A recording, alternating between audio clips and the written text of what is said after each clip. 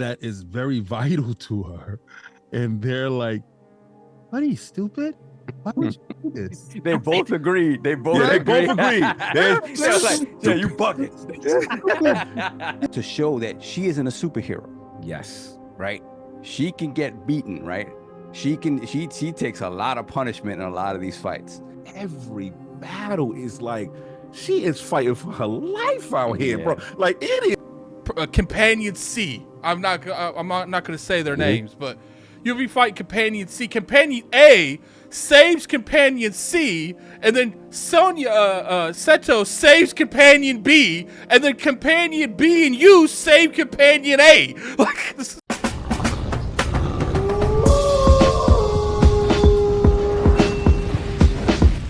Welcome to the Iron Lords podcast. All right, and we are somewhat not live. And welcome to the Iron Lords podcast, and we are here. You know what time it is. That's Senua time. We got to figure out what's going on in Hellblade 2, Senua Saga. So, yeah, let's start with a brief intros. You know, obviously my co-most, Lord Addict. How we doing, sir? Doing pretty good. You know, it's been a chaotic. I'm reviewing 2 games, still recording 1, trying to play Destiny at the same time, trying to have a full-time life at the same time. I feel that part. No doubt. Yeah, I had plans last night. I had to cancel just to get this Hellblade stuff. I appreciate you. Don't even know what I sacrificed for this thing. I think I got an idea. No doubt. And of course, returning the most technical Lord, Sav. How we doing, sir? Good to see you. Doing good, man. Doing good. Got to be back. Got to be part of this as my first little thing back after a couple of weeks off. What's that in your background, bro? What's that? Yeah, so, you know, I'm in the darkness with Senua. So all I got is letters behind me. It's back Okay, here. all right. I feel it.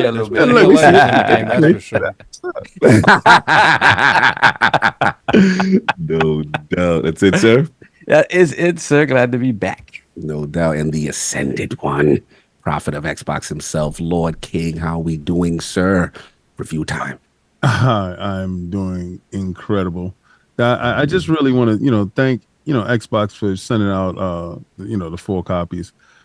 To be honest with you, when we get a chance to do stuff like that and we do it as a team, it is a little bit more motivating to get through the game because, you're in competition with the other 3. And it's just like, I wonder where they at with it. But, we really not in competition with AJ. So, yeah, that's everybody just trying to be an addict. Exactly. Yeah, I'm in competition with all. Yeah, no doubt. That's been it, King. Yeah, that's it. I just can't wait to talk about this. Yeah, no doubt. And of course, LordsOfGaming.net's own The Flame. He is here, Joseph Repko, Sister Editor. What is going on, sir? Doing good. I've been waking up to a lot of crazy stuff, including having to get out of bed and play some of this amazing little indie game that no one's really heard of called, Hellblade 2. I'm actually very excited to talk about it with you guys. It's been a surreal experience. I'm just gonna say that right now. No doubt. Good. Oh yeah, I'm reviewing 2 games too at the same time. This is really crazy. I got 2 other things to take care of too, and I'm just like, I need. Yeah, we're all playing a whole bunch of stuff. Yeah, we're playing a lot. I'm playing that one too, and no doubt. Whew. How many hours you got in that game? I want to say around 8. Okay, continue. Can't say anything. Yeah.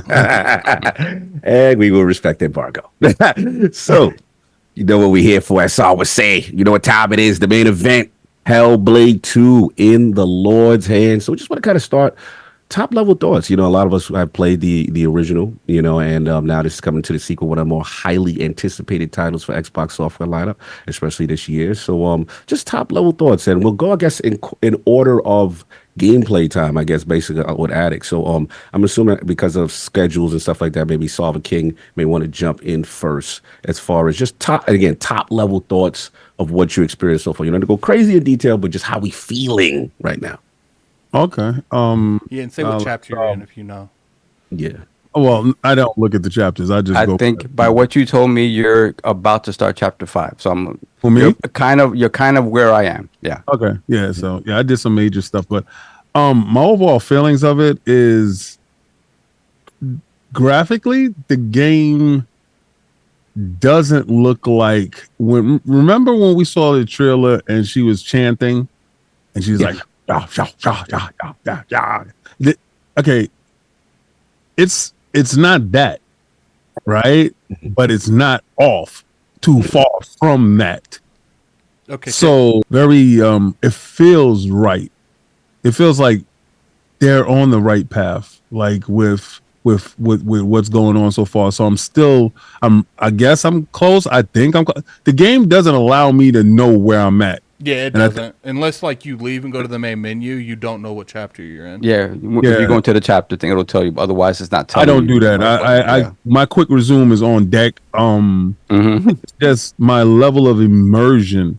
It keeps you off balance on purpose. So that's where I'm at with it. I'm off balance, but I'm loving my off balanceness with it. And you played on Xbox. So I think it's important we all say Okay, where we well, played, too. I played it on my Series X and my Series S. Okay, Oh, you okay. did it both. Both. And I did that purposely, and we'll go into that later because I wanted to see the dynamic difference between both consoles. So I was going to jump on the PC as well to give you the three layers of it, but I understand that Attic was doing the PC, so I didn't need to do that.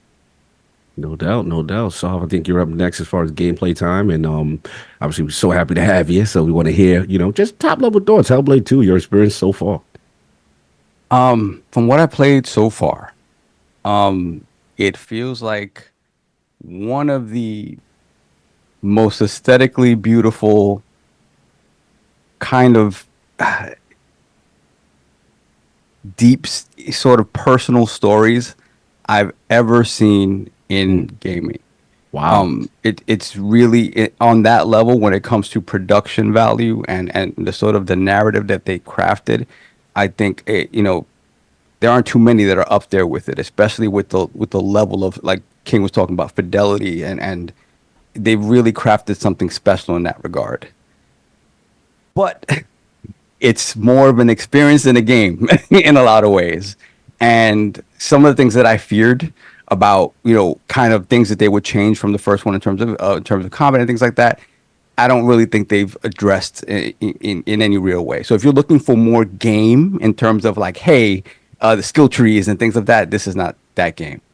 But what they have crafted here in terms of, this is the greatest, most beautiful walking simulator I've ever seen in my life. It really is. It's a gorgeous game. I love the first game. I love the character of Senua. And to see her continued journey here and what this journey means to her as opposed to the journey in the first game, you can tell they really love this character. And I'm totally on board for Senua's story. Again, some of the things I feared, I want it to be more game. I want it to be like, and it's just it's an experience more than anything else. Yeah, But it's not that.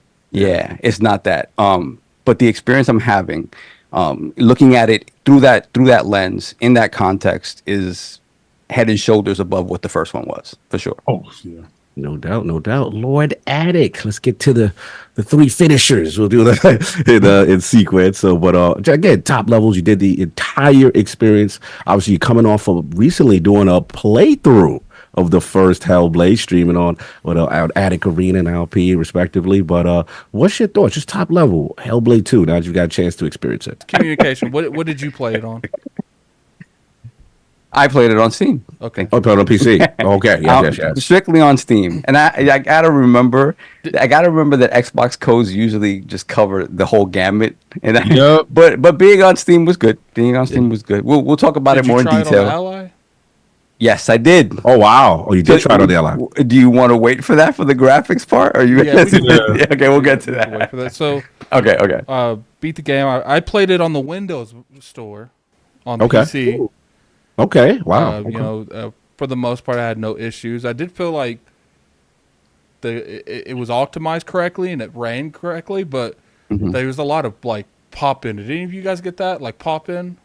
Nah. Okay, so that was just the Windows Store version. It could have been. Depends on what you're running it on. That's the thing. When we talk about it more in depth in graphics, obviously it has a lot of different graphic settings. It has a lot of it has FSR, DLSS, depending on what you're running it on. So some of that stuff can introduce Especially some on, like, weird the artifacting. beards.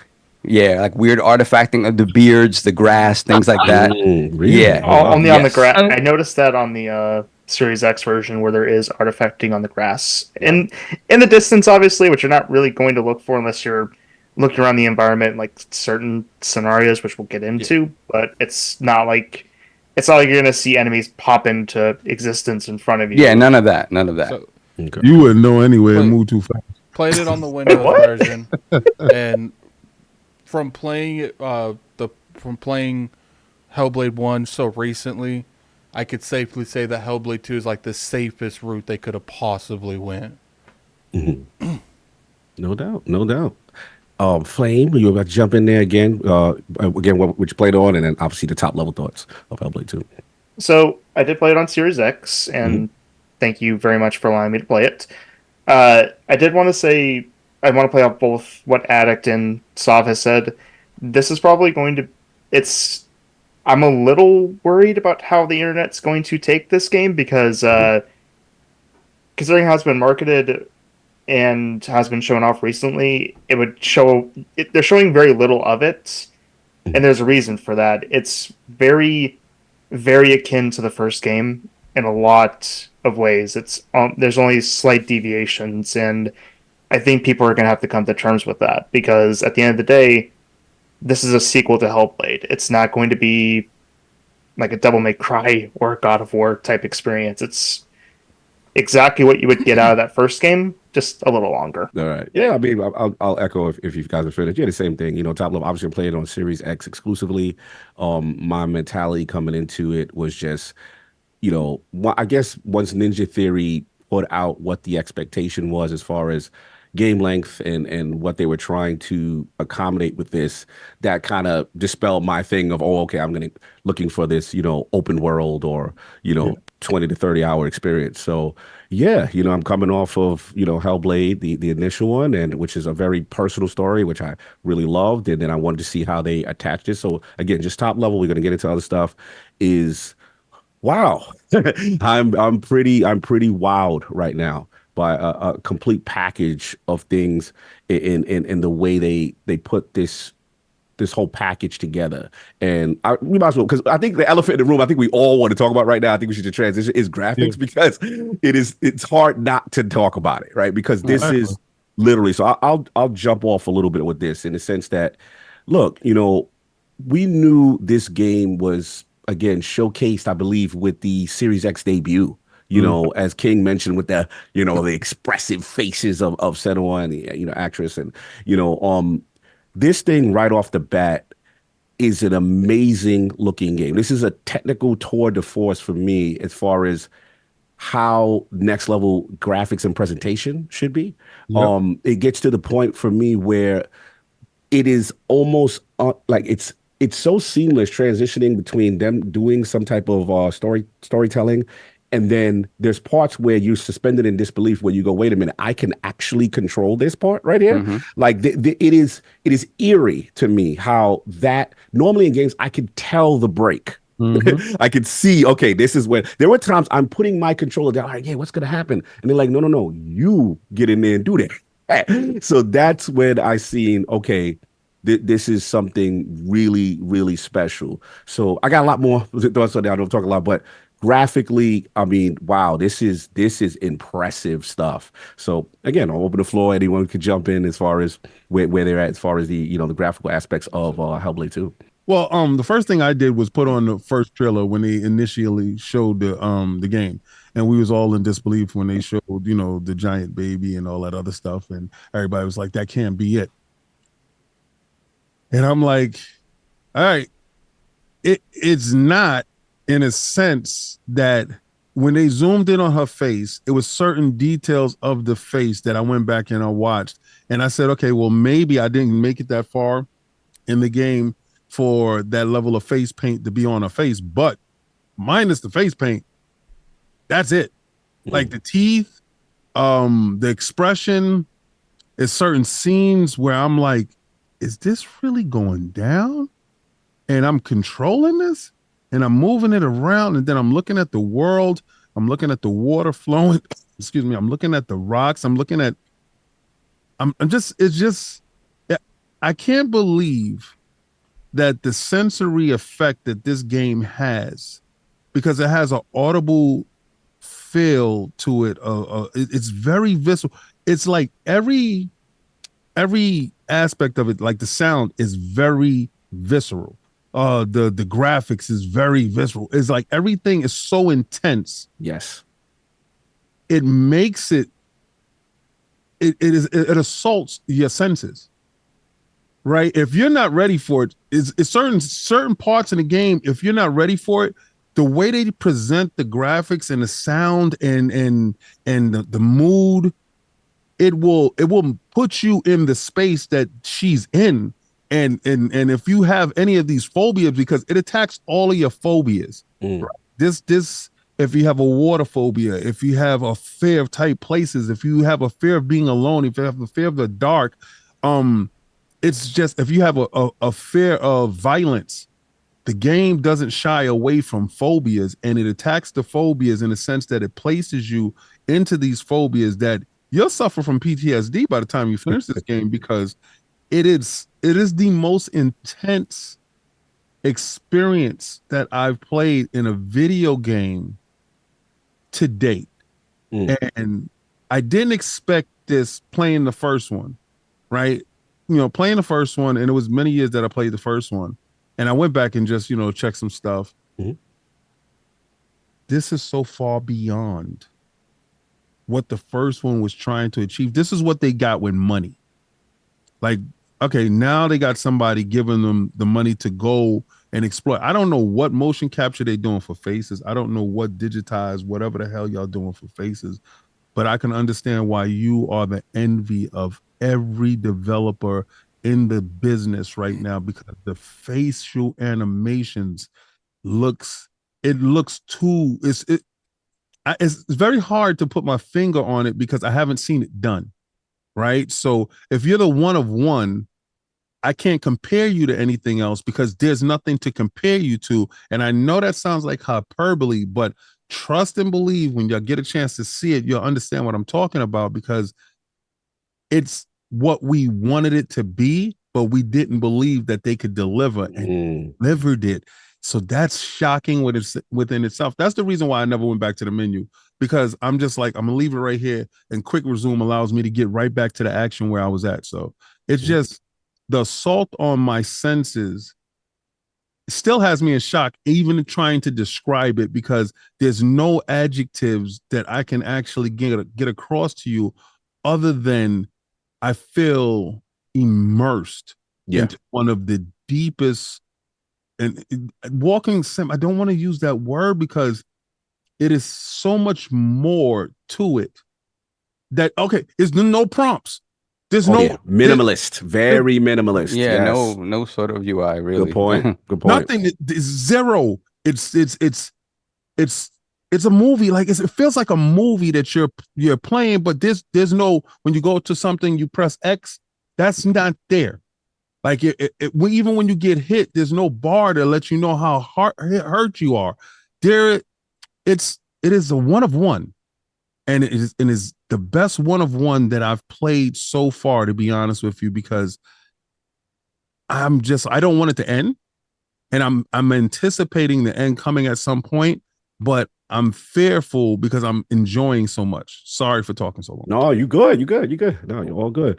So, man, let's get in there. Graphical fidelity on PC and just your experience with how Hellblade 2 looks.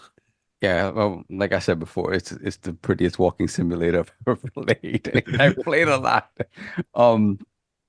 It really is, to piggyback off what King said, those moments that there are moments when the game takes on an extra level of sheen, where it is sort of cinematic moments that are not playable, but then jump right into gameplay. That once they jump into gameplay, it's so seamless. So you're like, okay, is this still a cinematic moment, or is it gameplay? And when you're playing, you can tell fidelity goes down a little bit. But overall, though, if you still look at Senua's face, her expressions, everything about her mocap, it's still the same. It's not that that's been degraded at all. It really is this absolutely fluid transition from cinematics to gameplay that is really does keep you immersed, right? So I'm There's playing it. Go ahead. Go I ahead. was just gonna say real quick. There's some times where like the sword is being used, and Mm-hmm. I'm unsure if I have to hit him with the sword Sword. or Setsuna is gonna be the one to hit him with the sword. Like Right, right. No, because it'll seamlessly jump. There are moments where I get hit by something because I think at that point the cinematics have taken over, right? Like I finished the fight and I'm like, oh, the cinematics about to take over, and you're gonna see that last kill animation or whatever. And no, you're still fighting. So Yes. those are moments where the game fools you like that because it looks that good. So yeah, like King said, it's not exactly that, that pre-rendered thing that we saw when they announced at the announcement of the Series X when they, first announced the game. But it's not really far off. It is really, really impressive. Now, I'm playing it on PC on Steam. So I have it downloaded pretty much everywhere. So I'll give you the gamut of where I have it downloaded. So I have it downloaded on my laptop, which is a 4090 and an Intel processor. Haven't actually played it on that yet. So I haven't had a chance to play that. I had a chance to play it on the NGXT build, the AMD build we have a 7900 XTX, which is essentially a 4080 in there. And I have it running Intel XESS, which that is the type of frame generation that I'm using. It is of higher quality than FSR. FSR still isn't quite there. Mhm. um, and obviously, since it's an AMD build, there's no DLSS, right? So I have it running there, and I have it running at native 4K, everything on Mm. high. Um, and well, it's weird because I have it running at native 4K, but this is like upscaling technology, but I didn't drop the frame. I just wanted to see where it was, and I have it running at 70 FPS, Mm. right? Everything on high, looking absolutely gorgeous. Um, I want to see how it runs on the 4090, obviously, Mhm. and with an all sort of Intel build and NVIDIA build. I want to see that. And then I've also went ahead and installed it on the ROG Ally. Ah. So one thing I noticed when going back for a second to the AMD build, when I had it on the AMD build, I had initially turned on everything, with FSR 3, Max out. you have the frame generation, right? You have the black frame insertion, right? And then you have the fluid motion frames, right? So I turned all that on to see where it What took is me. black flame Fra- it, frame? What? it's frame insertion. It's essentially anytime there's a skip frame, it fills it in to make that transition smoother, Oh, okay. That's right? what. So I think AMD calls it fluid frame something. Oh, okay. Yeah. Yeah. Okay. I know. So I had that on in conjunction with FSR, in conjunction with all the stuff that they have, in order to make it as smooth as possible while retaining picture quality. And what I found is I hit like 186 FPS at a certain point, right? Oh, wow. But Dang. but Wait, what happened? I won't call it Vaseline. It wasn't that, but it got a little smeary sometimes Okay. because to that point, FSR still is not where DLSS is. DLSS is still on another level. FSR, DLSS is very hardware based, whereas FSR is software based, and it's getting better all the time. And this is FSR 3. Mhm. But with all of that turned on, it looked a little mushy to me in a way I wasn't happy with it, which is why I switched over to Intel XeSS. So on the ROG though, you don't really have those options. So on the ROG, I brought it down. Obviously, was not going to be running it at 60 FPS, right? Running it at 30 FPS on the ROG, running it at a native 720p, and then using the upscaling technology in order to up it to the native, 1080p of the screen, using the VRR, using the fluid frames. And I have to say, Mhm. without any sort of patches or anything like that, it's mostly playable. When you get out into the open world and start walking around a little bit, and you have a little bit more space to walk around in, and you're not in an enclosed space, it can get a little funky. But so far, what I've played in terms of combat scenarios and tighter scenarios, for instance, like if she's in a cave or something like that, Mhm. that looks and feels very good, surprisingly good. So the ROG Ally constantly surprising me, and again, AMD is constantly giving that little beast more tools to allow you to play your AAA games there. So I was pleasantly surprised with it. But yeah. So just getting back quickly to just the overall look of the game, Yeah. everything this game does cinematically to convey this story is top notch, top level. The story that and that goes to obviously the graphics, to how they present the story, how they jump from cinematics to gameplay, and the fact that it's Senua's story. The camera's always on Senua. It's always her, you're either behind her or you're looking at her facial expressions. She's reacting to things. She's reacting to the Furies talking to her, Oh, we're right? gonna get into And the Furies. and and it's like honestly, it is visually, it's everything that we've asked Microsoft to put out there as a hashtag just one. Like this is what we want to see when people start making those comparisons with PlayStation's best of the best, the your Last of Us and things of that nature. This is up there, and I think in some ways, in terms of just aesthetics, kind of surpasses those games. So and considering the size of this team, it is an impressive feat indeed. So visually, aesthetically, beautiful, beautiful game. Now UE5 in the building. Lord act like he stepped away for a little bit. So yeah, Lord Flame. Oh, he's back. Addict's back. He's unmuted. So yeah, I just gotta get your opinion, man. Graphical fidelity, Ninja Theory's Hellblade 2. Where are we at, Addict? How we feeling? When it comes to this, is by far the most immersive game I've ever seen in my life. I would say that the combat wasn't really it didn't really improve any from Hellblade 1, but the immersion and the graphics are so detailed that improved the combat by itself. So when I say the last time I felt this type of wow moment was Rise Center Rome. It's funny you mentioned that. That was on my mind the whole time. When I was playing the game, I was like, best 900p game ever. It popped into my head. Yo, it's funny you said Rise, just Addict. like that. Yeah. And you know what's funny? This game is beautiful, but Rise still looks better in some ways. That moment, I don't know about that. Wait, that's the man's opinion. When opinion. you're in the Coliseum and all the colors and stuff around, because this is a very dark game. Yeah, it's a brighter game for sure, for sure. But it has its moments where I thought that the color saturation was going to be an issue, and they told me, no, I'm able to do that. This is an artistic choice. And I'm playing on the S, and the S holds up, bro. That's all I have pretty much to say.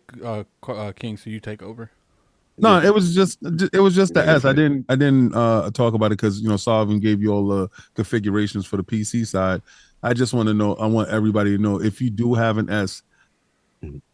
Now I did notice a little parts of little smaller details on the grass or whatever. When it came to the larger details of the characters, the fluidity, everything was spot on. It was a solid 30. It didn't drop. HDR was working fine. The world looked beautiful. And I didn't feel like I lost anything after coming from my X. But then when I went back to the X, I was like, yeah, I see why you the big boy. It's just that if this is your only avenue in, it's still a beautiful immersion of that avenue. And if you do have the capabilities to play it at a higher frame rate or a higher fidelity, this is the Xbox platform that allows you to do so. No doubt. Lord Flame, graphical fidelity, Hellblade 2. How we feeling? Oh my god. It is to take what King was saying, whatever he's talking about, visceral, it's that same level of brutal reality that they were able to imitate in every single way I could possibly think of. In fact, as somebody who doesn't go outside a lot, unless he has to go to work, there are moments in the game where the sun is shining, and whenever you're looking around these, around cliffs and all that kind of stuff, and you just kind of turn the corner and you see that sun kind of blaring out, it actually feels like it's shining on you personally. I don't know how they were able to do that. It is very real and at times creepy like that. Yeah. because there's and I know that's just kind of like one big example of it, but there's also like a very minute thing where there's like a whole section of the game that revolves around being in caves. I'm not going to say anything about that, obviously, but going hand in hand, graphics and audio, they were able to somehow make it so you could see water droplets, Mm, be able to pinpoint exactly where they're coming from on the very top of the just beautifully rendered just cavern. It just looks so real, like I was actually there. And then being able to hear exactly where it drops in the individual things, it's just like Alex said, it's very immersive. It's beautiful. It's real to an almost creepy degree. yeah. And like obviously we'll get to the combat later, but there's elements of that even go into that scenario where I have a lot to say on it. So I'll leave it for right now. Yeah, I want to still, I don't want to get off graphics just yet for me. I still thought about some more things. You guys really sparked my senses on a lot of stuff. And the first thing off the bat is the level of detail in Senua and the characters of the mount and the skin is some of the things that I really wanted to comment on because it was like not only in the mix of the combat, when you get to the end of Act One, you face, a character at the end that's an intense battle. The first thing I thought leading into this thing was, okay, you're kind of in this very dark, dreary, beach. You landed on the beach. It's raining strong. And at first, I'm gonna be real with you. I was just like, okay, it looks good. Mm-hmm. Looks good. But I was like, I'm not wowed yet. Mm-hmm. Like, I'm like, this is cool. You look better than the first, but am I wowed yet? Not yet. So then you get to this confrontation. I'm just gonna call him the slaver. Mm-hmm. Right. And you get to the slaver, and there's a part when the rain starts hitting. And I literally paused the game, jumped into photo mode, and was seeing the level of detail on Senua and this slaver with the two swords or whatever. And I'm like, this is unbelievable what I am seeing. What I am seeing in terms of graphical fidelity, what I am seeing in terms of animation is out of worldly to the point where I'm doing Combat King, he doing the weaves. Yeah. And I'm like, this looks real. Like, I don't know how to describe this. Like, I don't know what this is, but this has not been in gaming prior to this moment. And at the same time, they're talking to you. Yes. Mm-hmm. Need a headset. And we gonna get it. So you have to, yeah. Oh, you have to play. We gonna get into sound. You have to play this on headset. But that's what I started to see UE5. And then where I'm getting at, you have this amazing confrontation. And then obviously you get into like what Flame was talking about. Because again, I was worried that we were gonna stay kind of in this kind of a theme and a dark. No, we immediately go into further acts where you see these amazing skyboxes and the biomes are, oh my God. Oh, the sun rays, God rays hitting Senua, the hair in the back of her, the ponytail swinging, you even see the little like the material of the armband that she has moving, just flapping around and flapping around. It's insane. I'm like, the photo geometry of Iceland that they've done with these rocky terrain and again the varied biomes, if we want to call them, of Iceland that they have on full display in this game. Like, it is amazing. And the thing that I really appreciated is as you get further, I believe actually, I'm gonna just tell y'all right now, I'm gonna spoil nothing, but when you got to deal with this situation called the hidden folk, right? And this situation really makes you like, it's King said, it's an attack on the senses. It's lighting of a torch. It's doing okay. Guys, so I know where I'm at. That entire segment is it's out of a dream. It really is a dream sequence. It really is. It is from moment to moment. That entire segment, you're shown different things, and the way that you have to traverse and progress through that stuff just allows you to keep. It's like it was really their show off moment is what it felt like. It's like, okay, this is where we're going to show you everything that we can do in this one of those segments. And it is so beautiful because at the end of it, it's like this moment, like when you see when you literally see like there's a parting, right? And you're like, oh my God, what is this? And then it takes you further into it is it is one of those moments where you're like, oh, okay, this is the level that you're on.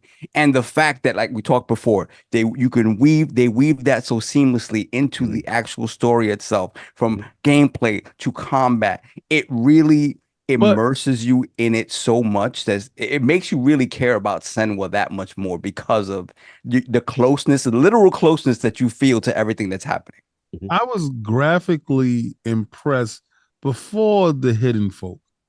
It was a part where I was getting to a center of a situation and the colors was bright. Yes. And I was like, what's going on? And then I'm hearing screams and then I'm seeing things happen and I'm having to navigate my way through a tight passage to get I have to go to something that I know and I can hear and see horrible things happening there. Like I can see the shadows of horrible things happening, and I can hear my furies telling me, "Go, go, you idiot, go! You must get there. You must save them. You must do better." And she can't do it. She can't possibly. Oh, we're gonna get to the Furies. The Furies is a whole section. And I'm like, what am I playing? Like, but I would see like so when y'all said y'all wasn't like that part there. If it would have So from the beginning, you was already in graphically in the whole thing. Okay. It's just that part there. It reminds me of Conan. It was Conan the Barbarian, and he was getting to Crom, and he had the Warriors of Crom, and there's a part in Conan the Barbarian where he has to get there, and they're chanting, and they're doing some hideous things down there, and you can see it, and he's getting there. And I said, this has never been in the video. It's been in movies. This stuff has been in movies because it's supposed to evoke an emotion out of you. This game is evoking an emotion. The last game that did that to me, it was my game of the year, and another company makes it. But this is, I swear, if they can just finish off where they at. But I was impressed before the Hidden Folk. So said that, but when I got to the Hidden Folk, it took what I was impressed with and was like, hold my beer. Factual. I was like, oh my God, this I could not believe what I'm playing. Sorry. No, you're good. You're good. I'm glad you guys added on. And before again, because I don't want to move too sugarcoat a lot of the stuff that it's triggering. Is that the other thing, the elephant in the room on console, so is that we're at 30 frames, right? Yep. So I would say like I felt it. I felt like obviously it's slower, it's controlled, whatever.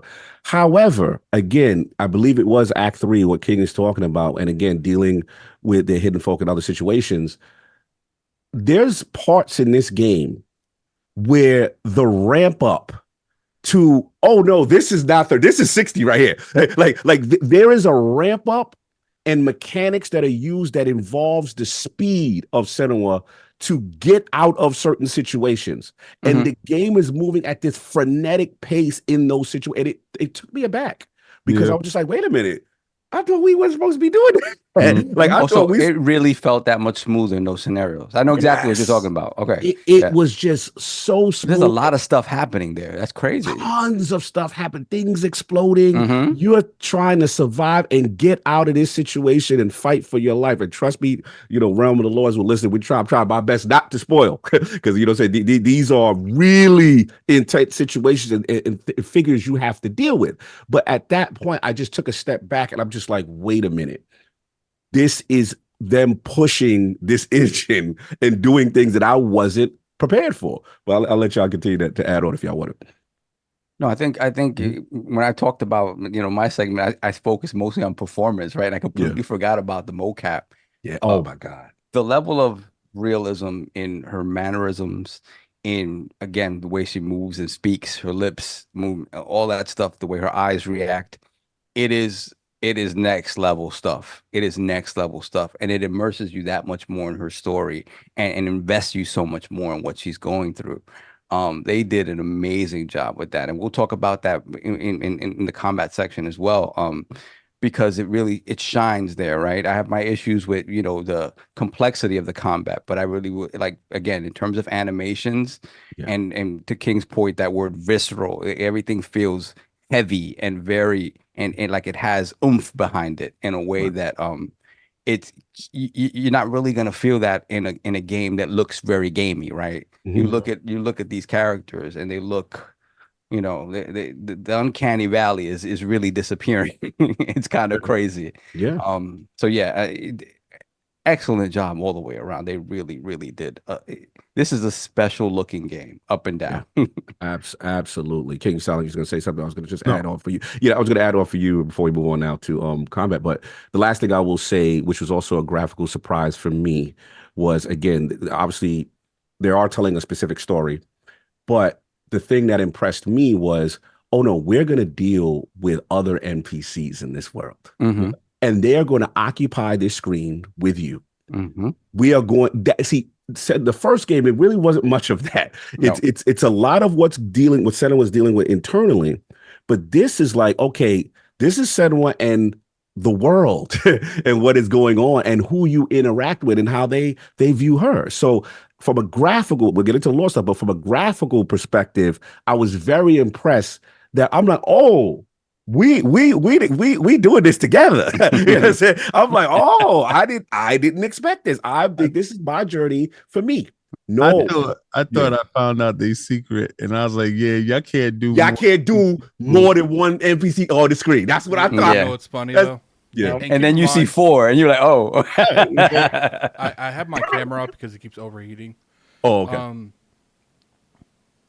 okay. What's funny is I like to give them like props for the extra people, but every time combat happens, ironically something happens for the extra people. They did the dip out. yeah, that is true. The one thing I do want to say Yeah. is when let's address elephant in the room. People say addicts only one on. Okay, let's go to the combat. Then we'll talk. Let's get to the combat. Let's go. Let's transition right here. You set it off. Set it off. I mean, I was going to mention since please, we talked about the animations with like the mocap and everything like that. Yeah. There are certain cutscenes where you can tell, like if you're talking to somebody and you're very afraid to tell them stuff that's hidden from your past, you can notice that they're kind of not like really shifting around, but you can notice like little things like in their eyes and their body language and everything like that. And you can notice that as certain parts are progressing, you can see these characters are hiding something or don't want to say anything. Mm-hmm. And the funniest thing is that it always comes back to the Furies for us. Is that I'm thinking like, okay, something's wrong here. And then you're hearing like them saying like the exact same things that I'm thinking. It's like, yes, it just elevates those like it's taking all that away from me, but at the same time, it's putting me there so I can just enjoy it. Oh, but yeah, let's get on to that combat because no, let's get it. Attic got to set it off because he really got to be hyped. So Attic, combat, let's get to it. This is one of the more. Let's address the biggest. Let's get to it. Criticism that this combat was getting before it comes out, the one-on-one combat. First off, let's not act like Hellblade 1 was almost essentially one-on-one. They're like, oh, but Attic, there was multiple people fighting. Yeah, but most of the time they weren't really swinging. Look, there would be occasional where they try to jump you, but it was very far in between. Now, there is entirely one-on-one on this. But what I want to let it get away with this is they did it like a legit fight. Like a war zone's going on where you'll be fighting one dude and there'll be people behind them fighting and then you'll hit them a couple times. There'll be times where the enemy's killing the enemy to get to me. Like, yeah. And what I want to say is like, look, I get you guys and you guys know how I am about combat. That one-on-one don't matter because it's the most immersive one-on-one fights you ever be in. Like there's this one time I was fighting this dude with a shield. First off, they got rid of my bash attack from Hellblade 1. And I was annoyed by that because that was the ultimate shield buster. So I'm fighting this dude with a shield. She grabs the shield, throws it like Captain America, hits someone behind him, grabs his axe and throws it at the other person. And then all your people, you might not fight with them like on the same battlefield, but they're on the battlefield occasionally throughout the game. And there'll be some times where I'm like who knew that dude could fight? Like there's a scenario where you get someone on your team, there's like some tension between you. You don't really know if you could trust them. And then throughout the game, you start trusting this individual more and more. And I'm sure you guys know who I'm talking about. Oh yeah. And this person, every time this dude's fighting, I'm like, he's putting in that work. Like, He he'll dead be- nice too. He's dead nice. I just be sitting there and like, what I like is the interaction in combat. You'll be fighting like, Companion C. I'm not going to say their names, but you'll be fighting Companion C. Companion A saves Companion C, and then Seto saves Companion B, and then Companion B and you save Companion A. Like, this is Crazy. I know it, that act, and it's funny you said that. I just to add on real quick as you're cooking, is when you get to that part of the game, that's when I realized, okay, because I thought, like King would say, they were doing a hustle, and yes, it is one-on-one for the most part, but to your point, everyone was interacting. And I never seen that before. And I'm like, okay, they can do it, but they're choosing this very immersive way. But I'll let you continue. Yeah, Continue with the okay. comment. Look at it from the standpoint of the gameplay trailer they showed with the giant back in the day. Imagine that multiple times in the game, because that's literally how it is. Now, obviously, there's going to be a lot of scenarios where you're by yourself, and that's fine. I remember coming across some ghoul-looking things, and those things were annoying. By far the most annoying thing in the game. By far the most annoying thing in the game. But The ghouls, you mean? Okay, so what you mean, the Draugrs? The Draugrs? no, not the Joggers, Draugrs. The one that was in the caves that was small. Yes. Yeah. Okay, the small, the Smeagol's, shorties. the Smeagol's. The Smeagol's. We Yeah. don't call them the Smeagol's. Yeah, Like, Yeah, the Smeagol's is delicious. Graphics this game is phenomenal. And originally I went into this game with the expectations that they weren't going to do anything drastic. Now, I am agreeing with Saul. They played it too safe with the combat. I felt like they could have brought someone in to like really build up that combat good. But I'm not going to sit here. It's like Hellblade 1. The combat's good. It's not fantastic, but it's not bad either. It's definitely extremely playable. What's funny is I was going through the first one like like Captain America. Ain't nobody stopping me. You can look at it. I streamed it. But on here, they took a lot of that cheese out of Hellblade 2. Like I couldn't just constantly bash people with my elbow over and over again. That AI was weaving on you. That they were doing different things. Mm-hmm. Yeah, and then sometimes when you're fighting like the legit bosses in the game, it is like the most immersive fights ever. They'll hit you and you'll like back up a little bit, and if you don't block again correctly, they'll hit you and you'll fall. Yeah. Yeah, no, good stuff. Let's get flaming real quick, because I'm curious with the combat in terms of how that resonated with you or not. So, obviously, to start off with the good, how each fight and each scenario it's put into is some of the most terrifying scenarios I've been in a game in a while. Like I played Hellblade 1 like 5 times, and every single scenario in that game felt very similar, because you're either in a very small section with like 3 different dudes they have to like actually dodge away from, or like pick 1, 2, or 3 and everything like that. But in Hellblade 2, where they choose to do the individual fights, it does feel like you're fighting an actual person. Like they're going to dodge. They're not like, if they see you ramping up the heavy swing, they're going to, as Cog said, weave out of the way. They're not going to take it. And even whenever you're hitting them with a light attack, they will sometimes actually, focus up and try to hit you back instead of just sitting there and taking it like the enemies in Hellblade 1 were. They feel more real like that. And I do dislike how they removed, the punch to a degree, because I did like having that mixed into the combat, especially for enemies that felt like that could have been used very effectively.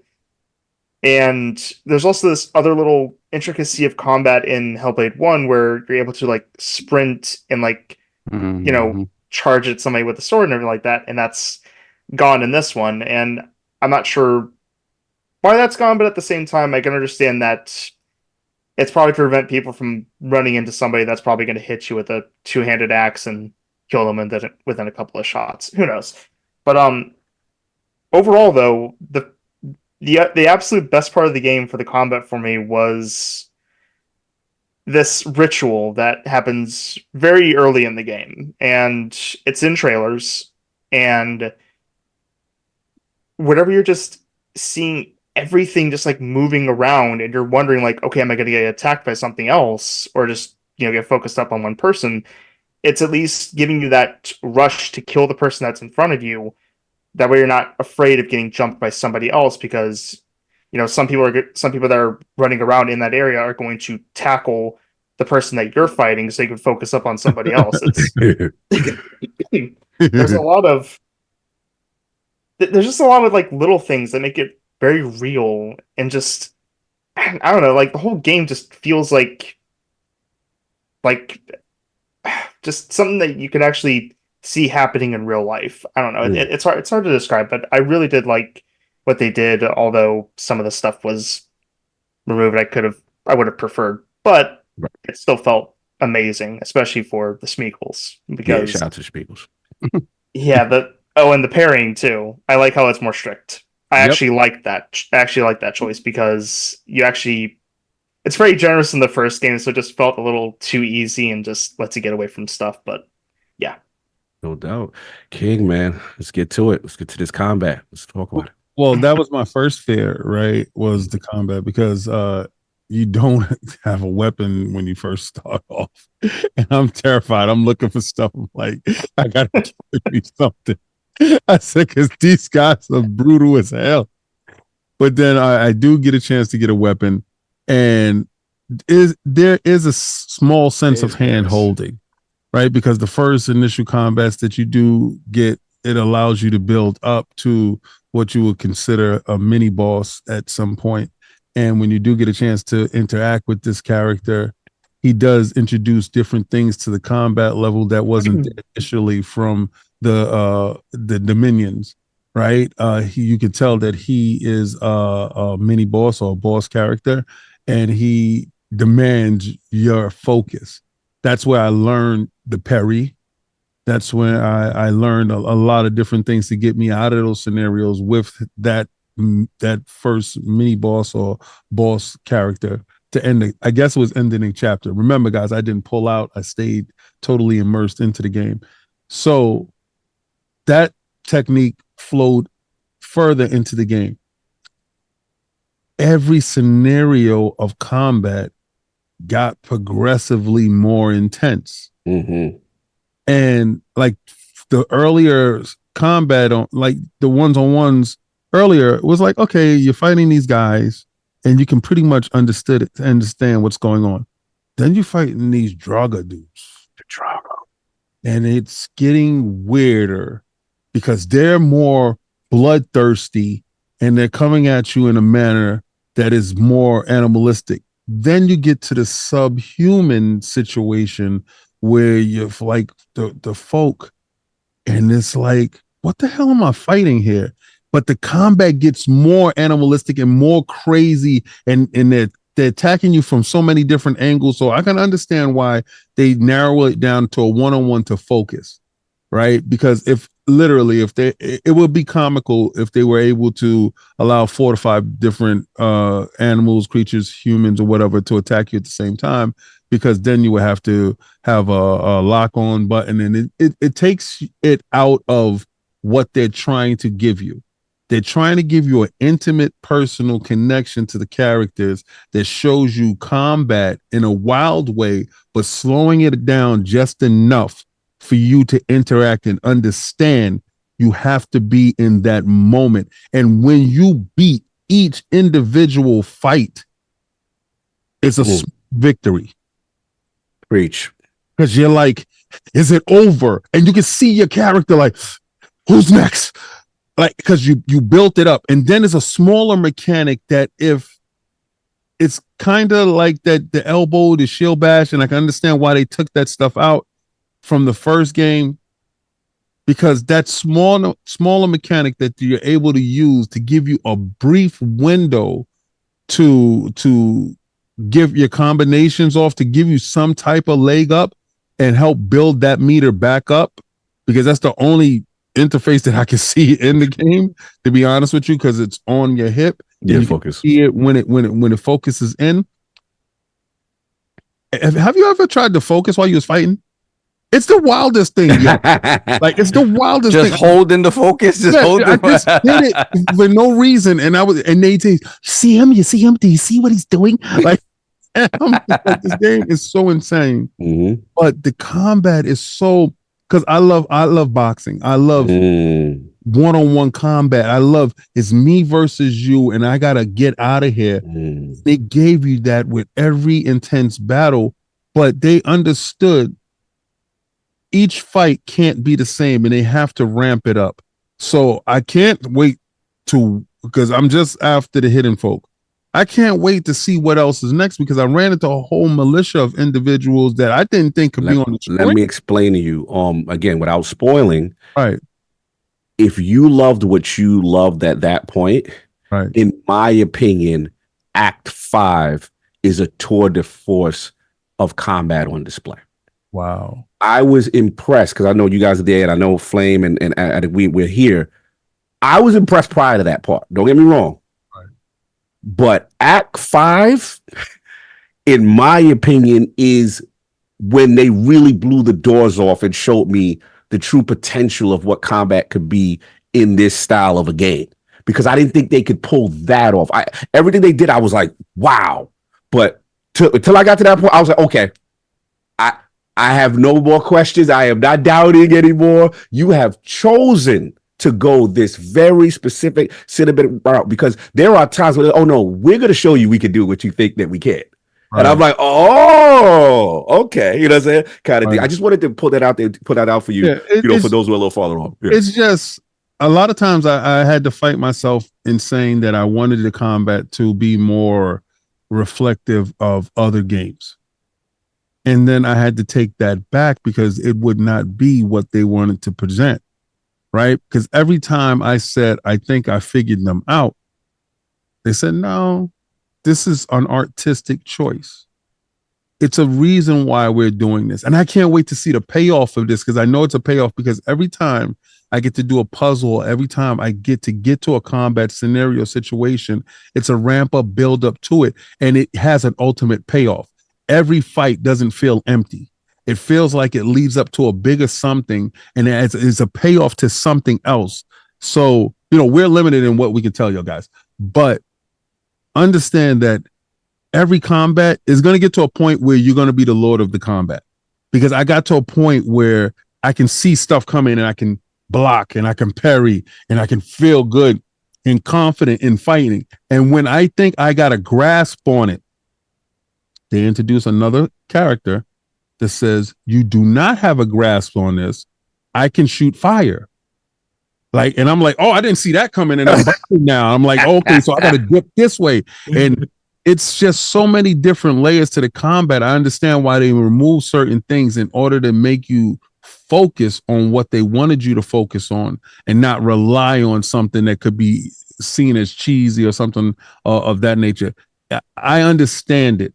Now, some people may not like it, but what I appreciate about it, because I love fight, I love combat, I love to see her wipe her nose after she got punched in the face and she's looking on the ground and trying to gather her focus. And you can see the combatant coming at her and you got to roll out of the way. Oh, yeah, good point. It's just so much, and it's so intense. I don't know whose idea this was, but I understand that it's going to mess with a lot of people. And if you have a queasy stomach, these fights might do it to you. Oh yeah, Saul, let's get it, man. I mean, this is definitely, I think I would say like a point of contention, but something that you were very concerned about. I think I would say it's fair, maybe coming in, as far as from the first game. So where do you stand with the combat? As much as you experienced it.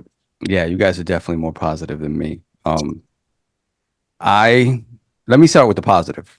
Okay. The positive is because of the level of animation that there is in the game and the cinematic quality of the game. We've used this word a lot already so far, but the visceral nature of the combat really comes through.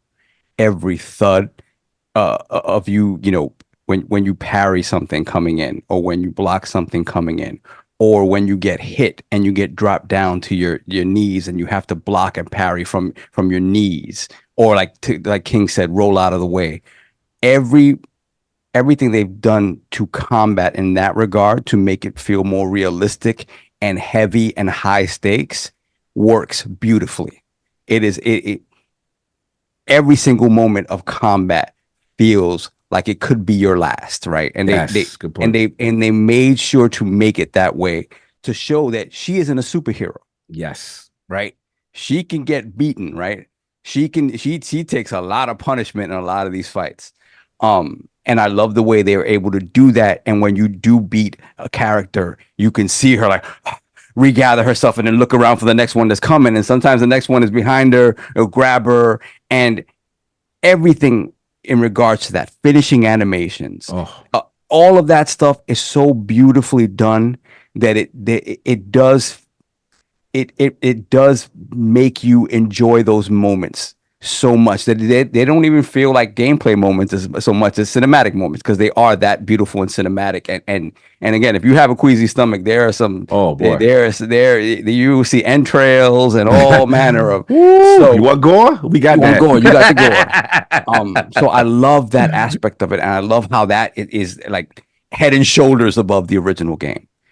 Where it fails for me a little bit, and to the point where King was talking about, he understands why they simplified certain things. I honestly don't.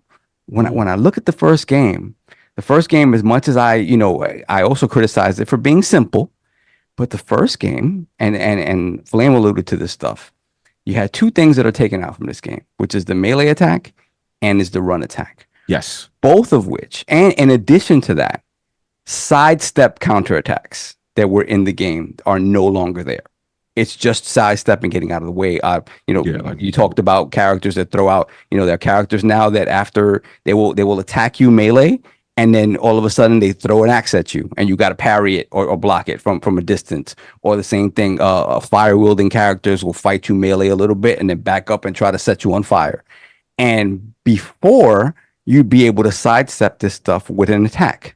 Not necessarily just purely sidestep or jump backwards.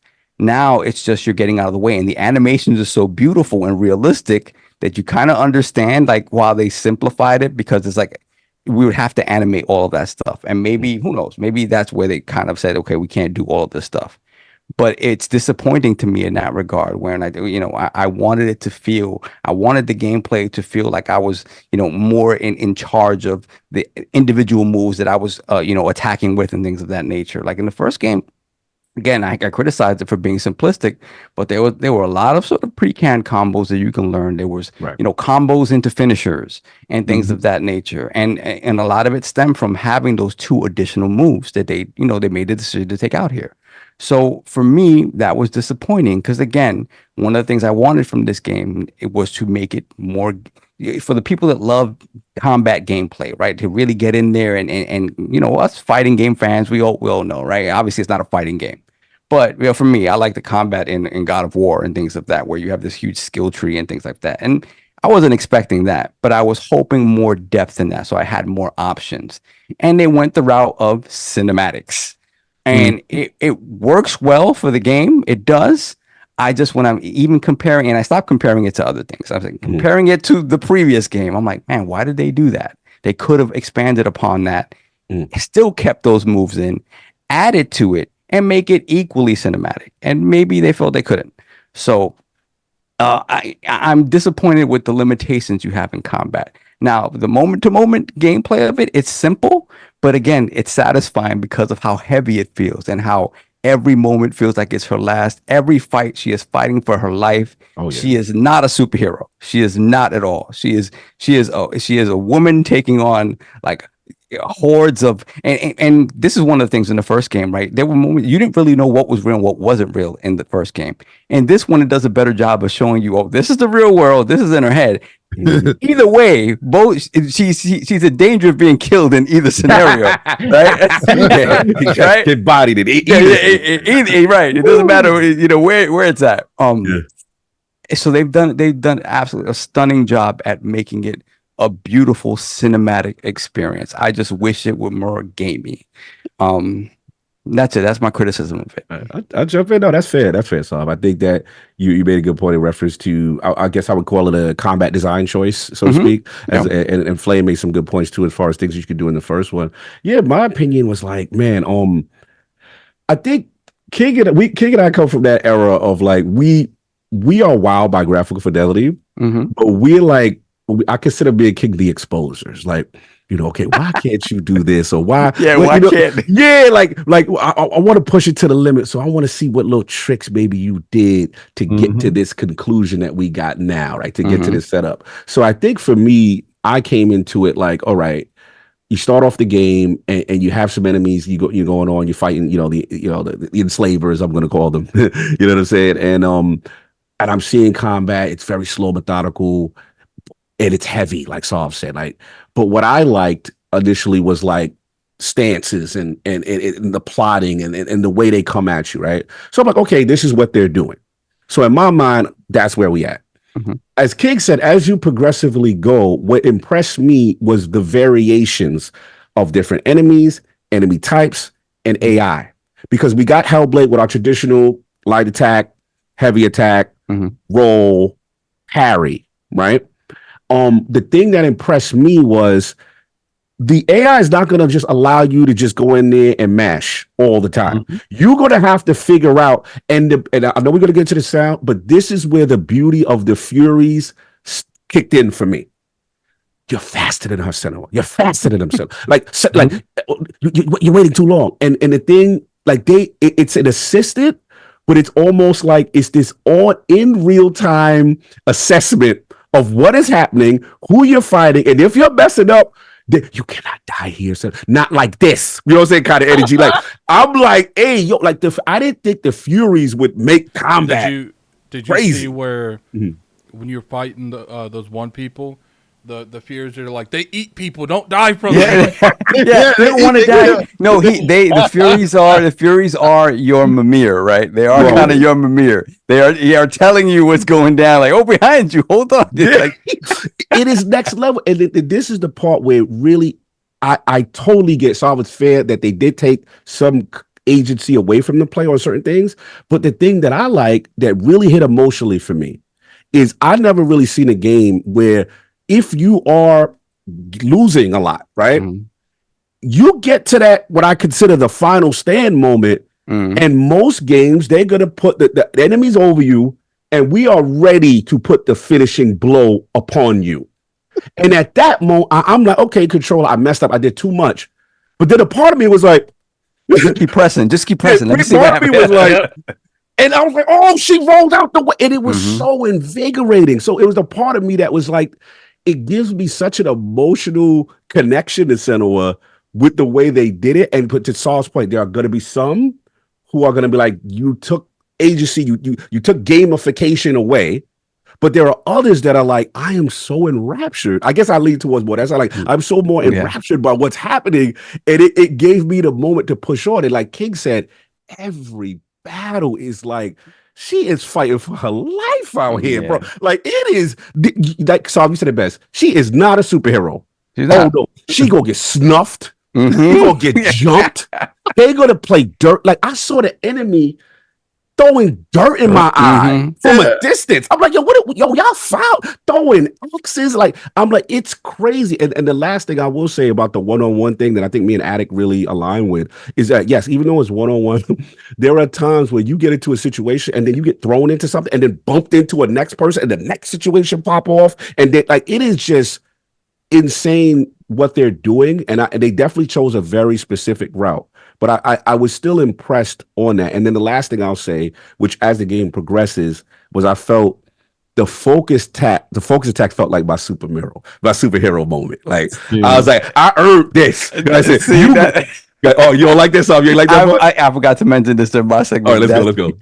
And I'll let you get back to it. Please. It was the thing of like, when I talked about, hey, I would have liked to see it more gamified, that was the way they gamified it, which I didn't like in this game or the first game. Because I'm like, you're allowing me to this heavy combat where every strike could be my last or whatever, and then you give me a slow-mo super move, like, and I'm like, and I can just hack at them, and I'm just like, come on, man. You're like, see, that was my, you got the touch, dude, you got the power. That was my, you got the power. I done took a beating. I earned these dodges. I earned these and the parries. parries. I filled up my little medal on my hip, and my hip said, "It's a game now."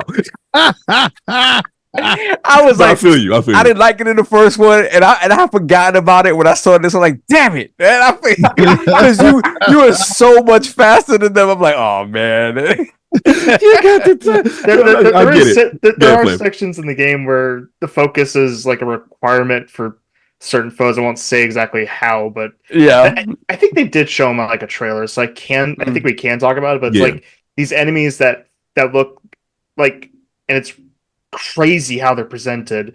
They're like shards. They're like broken into like little shards and like right. And you have to focus them in. Right, you have to focus them. Yeah. Wait, I didn't even know you could do that. You could focus it. Yeah, that's okay. So that's one I realized that I had to use it because I didn't know. I was fighting them raw. Pause. Wait, hold on. No, you did not. I fought all the manifestations. I thought that was just she's this is the psychosis, and I gotta just deal with it. Like, I didn't know you could focus that in. I made my gameplay experience harder than it needed to be. Yes. You gotta break it. That's when I found out there. I was like, oh, okay.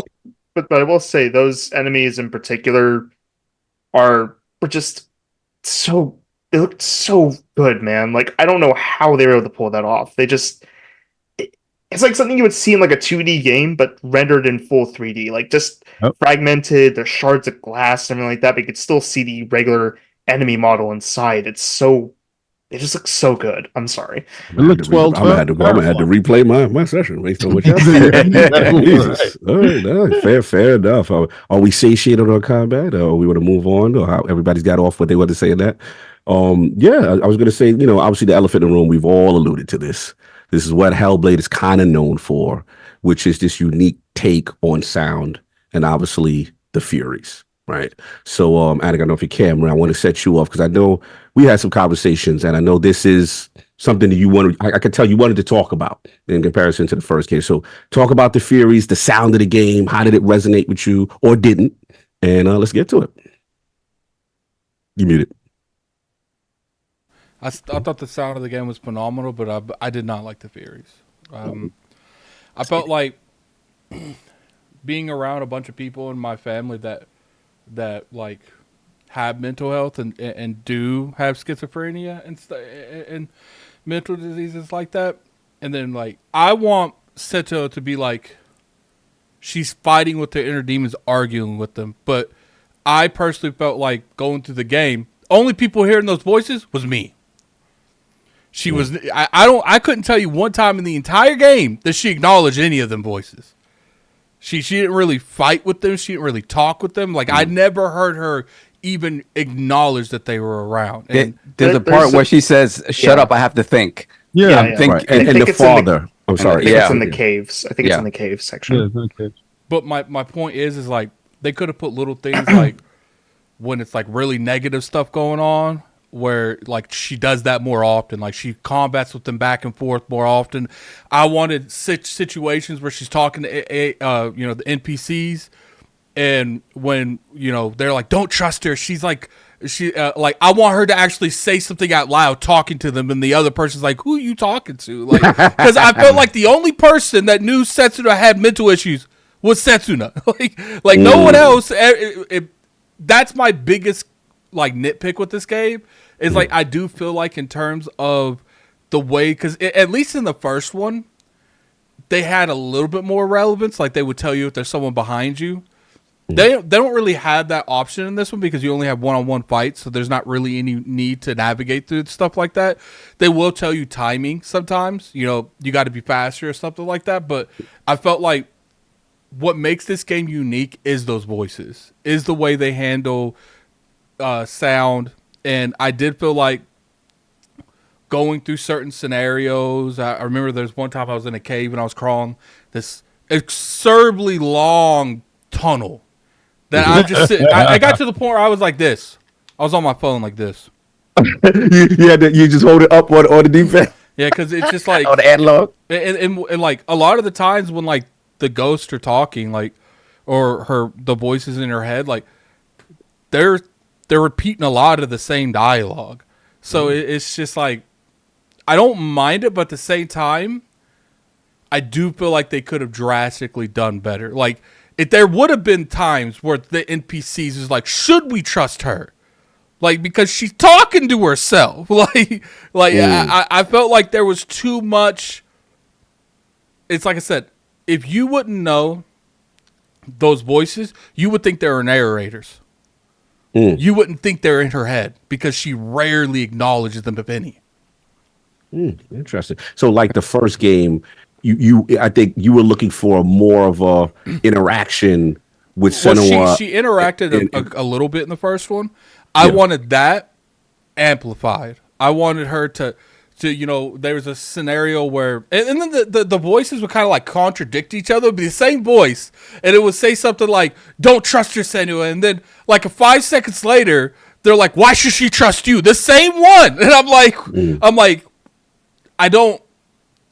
Part of me is like, they're supposed to be going back and forth with Senua. Like the way I would want to see her, not necessarily as bad. Maybe King could really vibe with this. Is like the way Gollum on Lord of the Rings goes, where not that bad, but where there's back and forth. Throughout the game, she'll be walking somewhere and like the voices will get too much and dominant, and then she'll start arguing with them.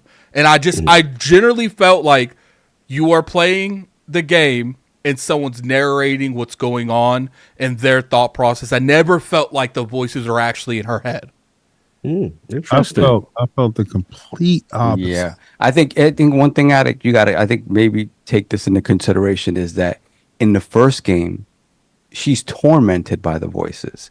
In this game, she's accepted them, so she gladly ignores them most of the time, right? Because she's going about her business. She's not fighting with the voices in her head anymore. She just lets them be. And every now and again, there will be a thing where it's just too much. There's too much going on, and she wants to calm it down and slow it down. So that's why the interactions seem like they're less. And I noticed that. Another thing that I did to help myself in this game, the first hour or two, I played it without subtitles. Mistake. Can't you turn the voices off in the settings? I think I saw that. I don't know if you can. That's such a big part of the game. I don't know that you can. But I turned the subtitles on because, to your point, when you turn the subtitles on, it tells you who's speaking all the time. So you'll see, and it'll visualize it, right voice, left voice. It'll tell you when the actual narrator's talking as well. Just to interrupt. Yeah, audio accessibility, menu narration, and you can control that. Yeah, you're right. It's part of it. So that helped me a lot in being able to differentiate that, because initially I was like, man, they're both talking sometimes at the same time. I don't want to miss anything because they're so good at giving you cues about things that's going on in the world, and just again being pestering her and making her doubt herself and things like that. I wanted to get all of that. So I said, let me turn on subtitles. And when I did that, it was great because it showed me each individual conversation, in addition to when the narrator was talking, in addition to where the dark figure was talking, which is her, we know who that is, right? Right. And it allowed you to differentiate between all of that stuff, especially when a lot of stuff's going on and you kind of lose the conversations. That helped me a lot in doing that. But I honestly do feel that it's an evolved Senua and that she's accepted them in a way that she did not in the first one. She was constantly at odds with them. Let's get Flame. Mr. King, sorry. In reference to, your whole point with the experience with the sound and the fury specifically, because they make up a big part of this game. Well, I knew from playing the first one that my headsets had to be fully charged. Yeah, so there's a headset game. Yeah, I charged my headsets, and I can see that they changed the technique that they used from the first one, because it's like, I think they call it binaural. And I sat perfectly still at one point, and I heard the voices walk around the back of my head from the left side to the right side and go over the top. Mm-hmm. And I'm sitting there in the senses. Now, The reason why you don't see Senua acknowledge them outwardly is because somebody with mental illness doesn't want to lead on that they're having these conflicts in their head. So anytime that she was talking to an NPC that was either friendly or in her circumference, she would look at them to see if they can hear the voices that she is saying. And when they acknowledge that you're different, you hear the voices say, he understands. He knows. He knows. He knows you can hear. He knows that you can see. He knows that you're special. Does he really believe? Is it really true? Those things right there, she's gripping with reality constantly. Every second of the game, she doesn't know if this is a real scenario, if this is a figment of her imagination. She doesn't understand a lot of things, but she's still pushing on with the journey because she understands that only her, what she does have is a true belief in herself. And you have doubt on one side and you have confidence on the other. And sometimes doubt wins and sometimes confidence wins, right? But doubt and confidence both want the preservation of Senua because they know without Senua, doubt and confidence will die. So it's a part in the game where she gives up something that is very vital to her. And they're like, what are you, stupid? Why would you do this? They both agreed. They both Yeah, they agreed. both agreed.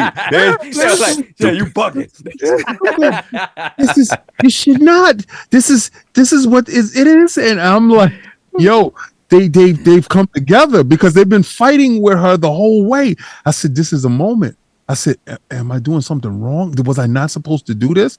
And it made me doubt myself in what I was doing, but it already happened. So I'm standing there like, okay, how do I go forward with this? And they're there for the cues. Like if you don't see something, they tell you, look to the left, it's there, focus, you can see it. Do you really see it? She doesn't understand, it's right there. Oh, she has it. I told you she was smart. And it's like they're battling in her head. And sometimes you got to go with doubt and sometimes you got to go with confidence. But then sometimes they agree, but it's that battle in her head. And then it's the battle with what's going on there that makes this so unique. And I appreciate it because I took the headset off for a second. I said, this is an absolute fail. Put them right back on because I was going upstairs to try the Series S. And I said, oh, okay, hold on. I got my headsets while I was up there. The game literally is needed, that the headset is needed to feel like defeat. You hear that? Somebody's behind you. Yes, good point. I forgot about that part. Yeah. They're right there. Run. Move down this hallway. Ambiance. Yeah. Get. Do you see the light there? Go. And then, he has you. Kick. Fight. Save yourself because if you don't, don't let them kill you because they will eat you. They eat what they kill. You don't want to die here, son. We're not like this. Not like this. You're faster than him. Don't do that. And I'm like, okay, they're like a trainer in the corner giving you advice, but also cautioning you for what's going on and pointing out little things. I thought it was ingenious because there's no user interface. Yeah, no, you are. They are the user interface. They allow you to know when you're too hurt. They allow you to know where to stay. Oh, you must fix the light. The light is the way. It's like certain things that they tell you if you listening and you're paying attention, they took away the whole aspect of press this button. Oh, there's a torch. Grab it. It's kind of their version of the wind in Ghost of Tsushima. It is a gameplay. It's just in gameplay. There's no real UI element to it, and it just works naturally in the game. It's beautiful. Yeah. Sorry. But no. Yeah, sorry. We want to transition right in because I was going to go to you. Go ahead. With the Furies and the sound. Yeah, I think this is where the game really, again, like the original, really, really, really shines. I think the way the Furies are portrayed, and shows the evolution of Senua since the first game. At the end of the first game, she grew to accept a lot of things. She accepted that her love was actually dead, Dillian, and she had to let him go.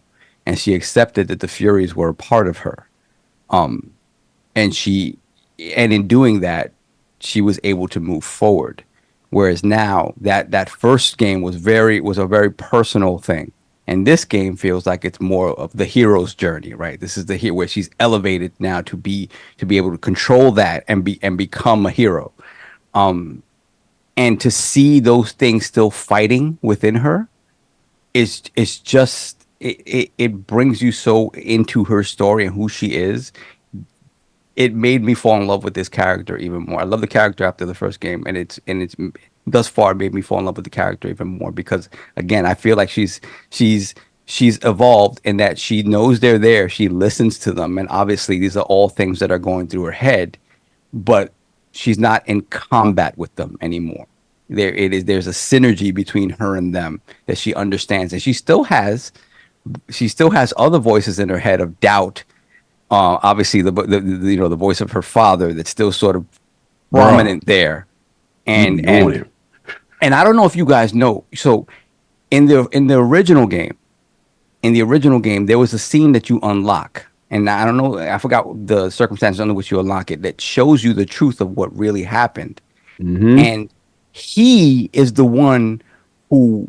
He gave up your entire village in order for him to survive. So not only did the Northmen come and slaughter your entire village, it was his fault. He allowed it to happen in order to save himself, right? So there's even more of that in that she has this hatred that she's just trying to kind of push away, and it keeps kind of coming at her.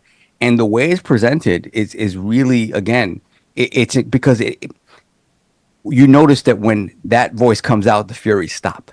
Yeah. It's almost like the only thing that can stop her dead in her tracks is to hear that voice. And it's not, she's constantly fighting against it and she's defiant against it, but you still get you still get the feeling that it could overcome her. And in a moment of weakness where she feels defeated or whatever that voice says to her could be her demise. And I think that's very strong. In addition to that, in the open world when you're walking around, right? And I talk about the walking simulator stuff. The Furies is such a good job of just acknowledging the things that are going on in the world. Very early on in the game, when you go into one of these decimated villages that have been, sort of decimated by plague, and you see like the dead animals and the carcasses, and you go into the huts and everything just looks like completely just destroyed. The Furies describe every single thing that you see. So it's funny because I know, I talked about to Addict about, how he doesn't like, how when story stuff is thrown into games like that, where you have to go and read a whole bunch of stuff. And this is a perfect sort of solution to that, where it's like this thing is talking to you all the time.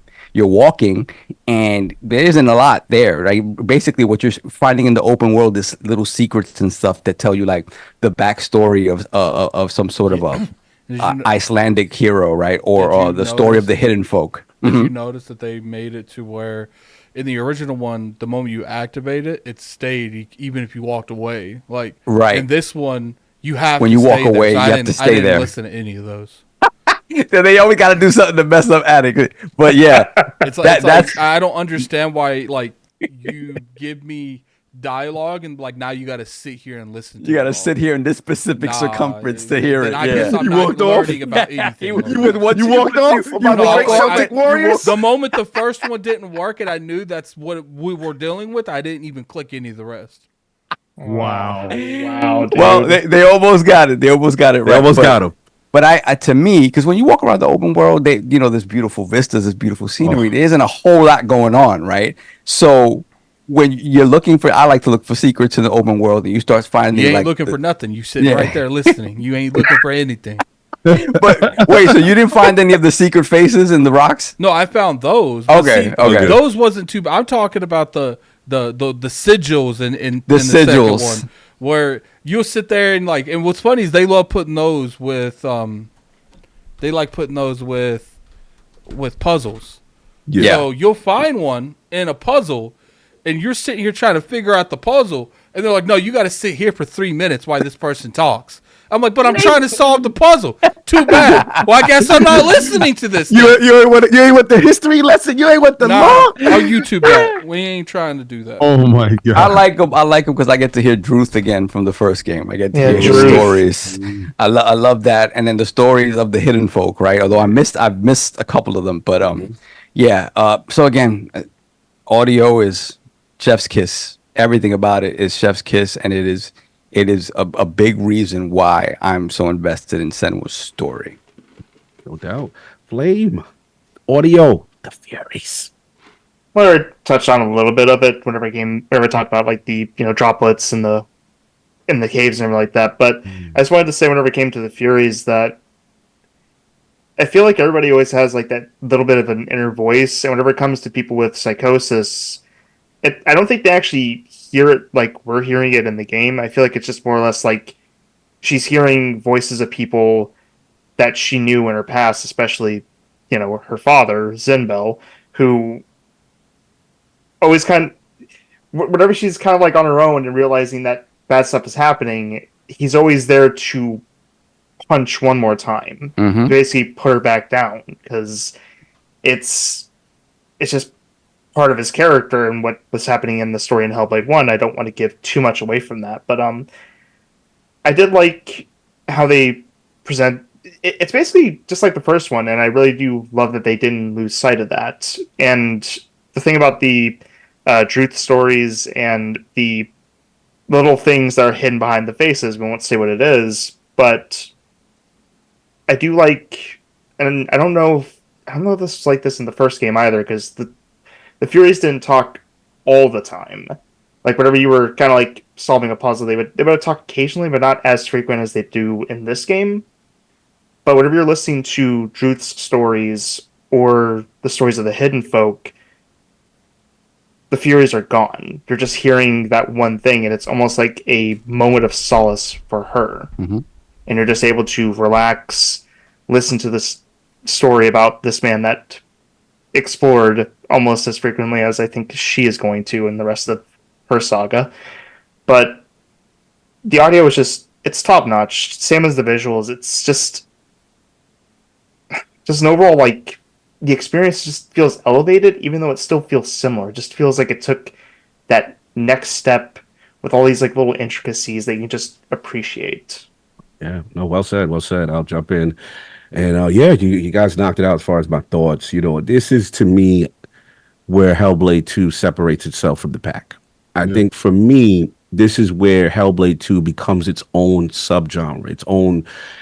You can't compare it to anything else. You really can't. And I understand, there's going to be people who say, hey, I want more of a traditional gameplay experience, and that's fine. But Hellblade is set out to do what they've done prior and expound upon it, in my opinion. And to me, it's the thing that really separates. We talk about the Furies, but I want to give props to them. They are also giving us the voices of the dead. Yes. Yes. And everything she does, she is completely tormented. Like, you feel and she takes a personal responsibility and an accountability for things that has happened, and that affects her. Then you have the Furies. And then, like Saul said, we have, oh boy, the old man is back. As far as and when the sequences that, he does come through, a lot of times she has to deal with some of the most challenging mental puzzles in the game at that point. Mm-hmm. There are times where the game really, because it's like you said, Flame, it's like the beating down of her to keep her in position. And where the reason why I push back slightly with the Fury discussion, because I feel like the sequel, Hellblade 2, is her learning how to adapt and control this tormenting situation, right? And how she has to deal with it. And now it's like, okay, I hear you, but I am not going to mentally submit the way I did, like in the first game. Like, I'm having a more agency and control over this, and I'm a stronger person a little bit now. Yeah, I'll have my weak moments, but I'm stronger now. Like, you're not going to completely, bring me down. I thought that was interesting, and I got to give them credit. Like, just the sheer amount of research that they've done with mental illness and psychosis here is really, really beautiful stuff. I mean, yeah, I mean, and the last part I'll say, this will transition to, with the lore and the puzzles and all that stuff, is that why I really enjoyed this more, actually, is because now I get to see how the new characters interact with her, and see that she is different, she is special, she has something going on. And there's a mage-like character who actually acknowledges that and says, like, you're a seer. You know what I mean? You can see things, you can do things that we can't. And to see her now embrace, like Saul said, it almost feels like this is now her superpower. This is the superhero's journey of, now I've conquered this thing that was considered a weakness, or people look at me crazy, but now this is my blessing, and people are looking to me, you know what I'm saying, for kind of thing. I thought that was really beautiful done. But yeah, if you guys are satiated with that, I was going to move on, obviously with the gameplay loop, and the lore and stuff like that. And I did want to bring it back to Attic in reference to what would be, I would say controversial, but the puzzles and stuff like that. As far as the first game and how they introduced here. So Attic, I'll let you jump off and transition into that. I hated the puzzles. There was one in like the 5th when I messaged you guys saying I was dropping the game. Yeah, because there was a puzzle that it was like, I'll kind of like vividly describe it a little bit to you, so maybe you guys can know what puzzle I'm talking about. It's like in the last chapter, and it's be careful. Kind of like on a beach. Be careful. It's kind of like on a beach. Oh yeah, Yeah, I know what you're talking about. And there's these times where you had to move these structures multiple times, but there was one that I couldn't because the visibility was broke by like this cell, like on a ship. So I'm sitting here, I'm like, I don't get it. I don't get it. Like, do I have to get rid of the cell? So then they let you go to this back area where I've convinced myself I'm missing something in this area. There's got to be something in this area because I cannot figure out how to shift the room again. So I'm sitting 25 minutes, and I recorded it. Like, I recorded it. That was like the last episode. So, like, pretty much 25 minutes. I don't know. I'll probably leave it in because it's funny. But I'm ranting to myself. I'm sounding like Senua at this point. Like, I don't get what's going on. Like, I'm sitting here going into every room. Leave it to me when you get up. See, there's like these rocks that's here. You can't see anything over here. So, and they want you to look this way. So I go up to the top and I'm like, I don't understand why I can't reach it. And then I turn around, there's one behind me that they hid from me. So I was just like, okay. Here's the thing when it comes to the puzzles. Let's get it. I don't mind the puzzles, but I felt like they were putting way too many, especially in chapter 4. I felt like every 3 minutes I'm coming across a puzzle. Like almost every 3 minutes I'm coming across a puzzle. People, I didn't like the puzzles in the first one. I don't know why it keeps doing that. But at least when I did the puzzle in the first one, 9 times out of 10, you wouldn't have to do another puzzle for a couple minutes. Like, I feel like I do 3 sigils. Now it's like, now we want you to do these weird rock transformation ones. Okay, I do those. Now we want you to do the sigils again. I'm like, oh my, now we want you to break fire and light fire. I'm like, can I just fight for 10 seconds?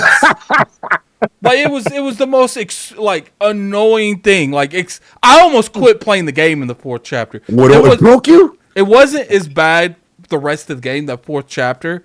Like, I would recommend them going and patching some of that stuff out because patch the puzzles out. Because some of it, because I felt like the entire entity of chapter 4 is puzzle Hellblade 2. Like, I'm just going through go in the cave. Now I got to do torch puzzles. Now I got to do fire puzzles. There was one of those moments where it didn't tell me I could jump off a ledge to continue, and I was stuck there for almost 15 minutes, so I feel your pain. Yeah, and I'm just sitting here like, look, I get it. You're doing these because you want to, like, extend the game a little bit. But come on, man. We don't need, like, when I did a sigil puzzle, then a rock puzzle, then another sigil puzzle. Almost immediately after it, I was like, I'm done. Like, because these the sigil puzzles is 3 puzzles in one. So you're essentially doing what? And what's funny is the rock puzzles is 3 too. So you're doing 9 puzzles in 15 minutes. And I'm just like, come on, man. Like, I'm like, it don't gotta be this serious. And like, there was definitely puzzles in the first one, but I felt like they were far in between. I probably did more puzzles in Chapter 4 of Hellblade 2 than I did in the entire Hellblade 1. Like that's how many was in there. But like I said, it's only that chapter. That's the only chapter that I felt like them puzzles was trying to strain me. Like I felt like there was gonna be a puzzle arm come out of my monitor and start choking me because of how many puzzles was in this game. Like, that was your furies. Those are your demons. Yeah. And what's funny is the fury. They like that incident where I was stuck for 25 minutes. Yeah. They were silent. They didn't tell me nothing. You like where they talking at now? They're silent. They ain't say nothing. So it's just like they learn from God. What was it? What was the game? Was it God of War? Was it where they? No, it was The hell was the game where the sidekick was talking too much and telling you everything that you had to do? Talking is not talking at all. Would that be Zelda with the fairy? But in fairness, Alec, there are times when the Furies, I'm with you. I feel where you at. But there are times when the Furies be like, she's there. She's right there. Yeah. She sees it. What's funny is like, I think it was Horizon. When I did that particular part, I went back and got one of the other sigils of the 3. Yeah. It's okay, maybe something changes now. Maybe the one that I'm stuck on is changed now since I did 2 out of 3. Nope, still stuck on that for 25 minutes. And I'm sitting here, and I'm literally, there's a couple times, I don't know when that video will go launch, because I think there's 6 parts, and I'm going to release them at once today, and then probably the last one, IOP next week. But I'm sitting here, I'm about to quit. I literally say on stream, I'm like, chat, it's a wrap.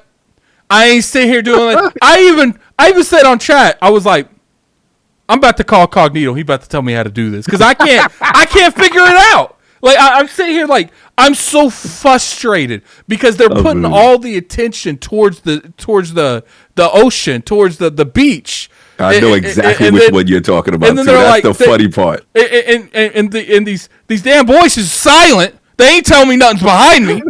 They sitting there. They look at over there. But it's like, I guess the wrong voice said something and not the right one. I guess there was one time where a voice told me to go somewhere and I went there and there's nothing there.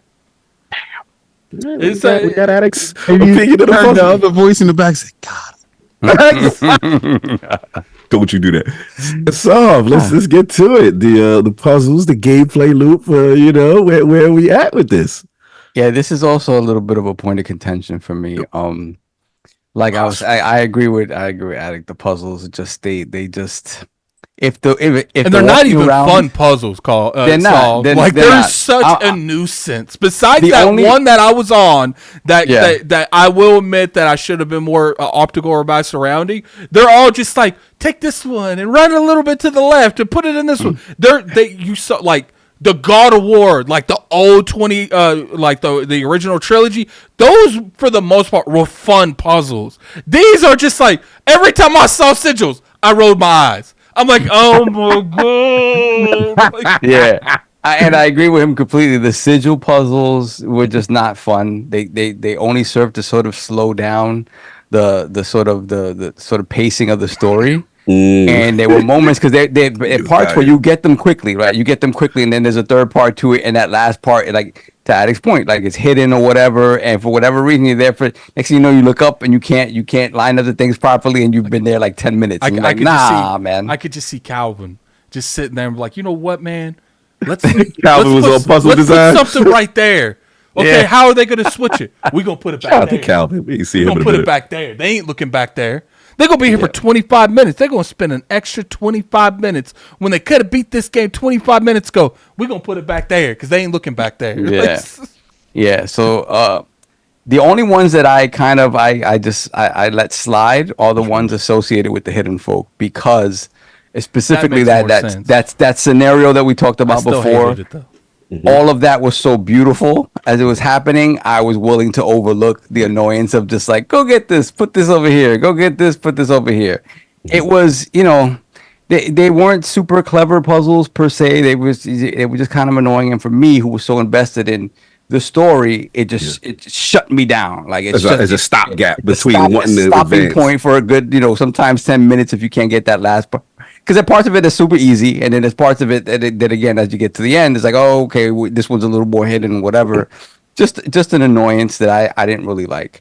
Now, in terms of the moment-to-moment gameplay removed from that stuff, Yes. same sort of thing. Like I said, it's a walking simulator. So I thought that the idea of the voices and the Furies helped a lot in engaging with the world. Otherwise, you'd walk right by a lot of stuff. But specifically from the moment, like, right at the beginning of the game, when you're walking into this village that has been just racked by plague, and you see the effects of that, the Furies literally they were like, what's that on the ground? Oh my God, well, the cattle's dead. Oh my God, go into this house. Oh, look at the crib. The crib is empty. Oh my God. And it's back and forth, and so it engages you in what's happening in the world in a way that other games may not do, and you just like run by stuff, right? So I think that serves a great purpose in making me want to sort of explore the world and look around for things. And I'm just that type of player anyway, so I want to find the secret things in the world. So I'm going to be, I'm going to delve into the minutia and stuff like that. But that really helped me because, like Addict, I completely understand. Like, I remember when we talked about this in regards to Control. Everything in Control is something written, right? You don't want to read every single thing. If everything was voiced, like, I remember when I first played BioShock, it was great. All these audio logs, and it's like, oh my God, you can walk around. Right. It's all talking to you. And they let you leave the environment and continue to explore. And continue to explore in a way Stay here, listen, that feels do like your homework. Yeah, exactly. You'll do your homework. They might as well put a bench and a chair there so I can sit down and take notes. That's your problem. You don't know enough about Celtic lore. That's the problem. So it does that very organically. So that I enjoy. But again, the moment-to-moment movement. I thought some stuff that I thought was funny is that there's a couple of moments where you're climbing like a rock face, right? And for whatever reason, it's a cinematic moment, but they have it signposted like it was something you could actually do, like in an Uncharted when they label stuff yellow or whatever, or so you can climb it. Oh, and you can't climb it. but you can't climb it. And here it's like it's a cinematic. You're really not really in control of it, but they signpost it like you are. I was like, that was very weird. You could have just left it looking more organic. Well, like like the white chalk kind of thing. The white chalk. I call it the white chalk. That's what I know. I could go there. Yeah, you guys ever come across white chalk on places that you couldn't grab or anything? It's like, why'd you put that? That is something you deliberately use for me to interact with, and you using it everywhere. That's because you didn't open the right sigil yet. That's what. It was like you gotta the go right around sigil going to tell this. you now. The Furies got out of your head, and they put white chalk everywhere. So yeah, I mean the moment to moment stuff. If you're not invested in that sort of stuff, it's gonna feel like it could feel kind of boring in that regard. For me, I'm invested in the character. I'm invested in the world. I enjoy the fact that I have the Furies to sort of guide me on my journey in that regard. But puzzles really take me out of it. If they were more organic and they felt like, again, I think they were onto something with the Hidden Folk, where it's like it was for a specific purpose and it was a mystery that you had to uncover, and those always feel good. Yeah, we're gonna be careful on spoilers on the Hidden Folk. If they would have took away the puzzles going to the cave and just kept the puzzles in the cave, it would have been a lot better. But when you put all the puzzles going up to it, I'm just like, man, I'm ready for bed. Like, Yeah. No, King, where we at? You've been laughing this whole time with the Lord of the puzzles and the gameplay mechanics. Where we at? You muted your Zoom. Unmute your Zoom.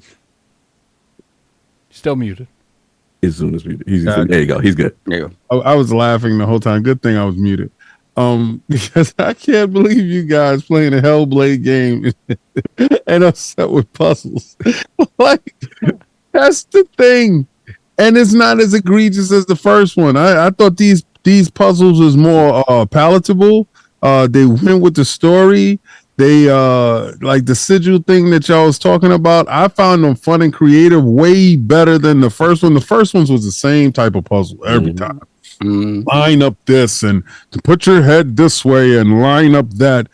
But this one's it was different. And then when we was with the Hidden Folk, that stuff was different. And I'm like, okay, good. You're doing something different opposed to doing the same thing.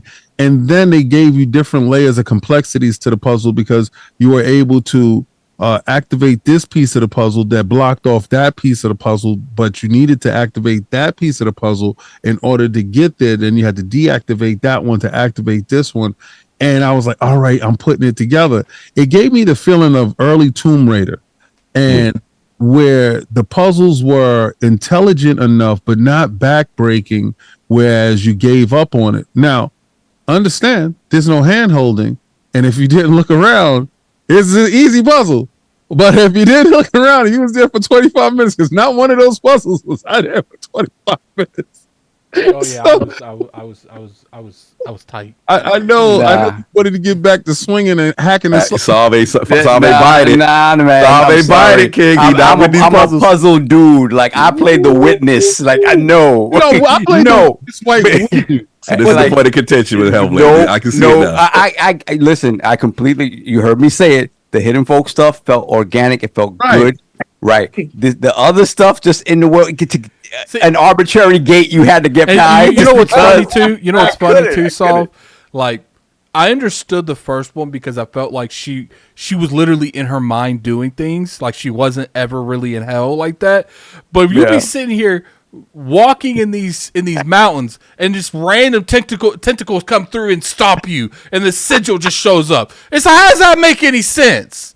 How does that even remotely make any sense? Absolutely insane. It doesn't supposed to make sense. She is insane. So we don't know No, she if conquered her Psychosis. insanity. Remember? Psychosis, sir. Nah. You utilize the correct Psychosis, terminology. please. psychosis. Psychosis. Yeah, she's suffering from psychosis. So regardless of what, Yeah, like, she didn't conquer it. She still has So the puzzles is part of this. she's knee deep in this, and it's so good. I'm sorry, I just don't have the same hate that y'all have for the puzzles. Like when she was in the forest, Don't lump me in with them, please. Oh, wait, we get to you, Flay. We got you. That got you. like it's when you got to the forest and it was other things to get to other barriers, and then when you went the wrong way, it felt like the Zelda. You don't remember when you went in the wrong way and you was like, "I'm back here to the stump.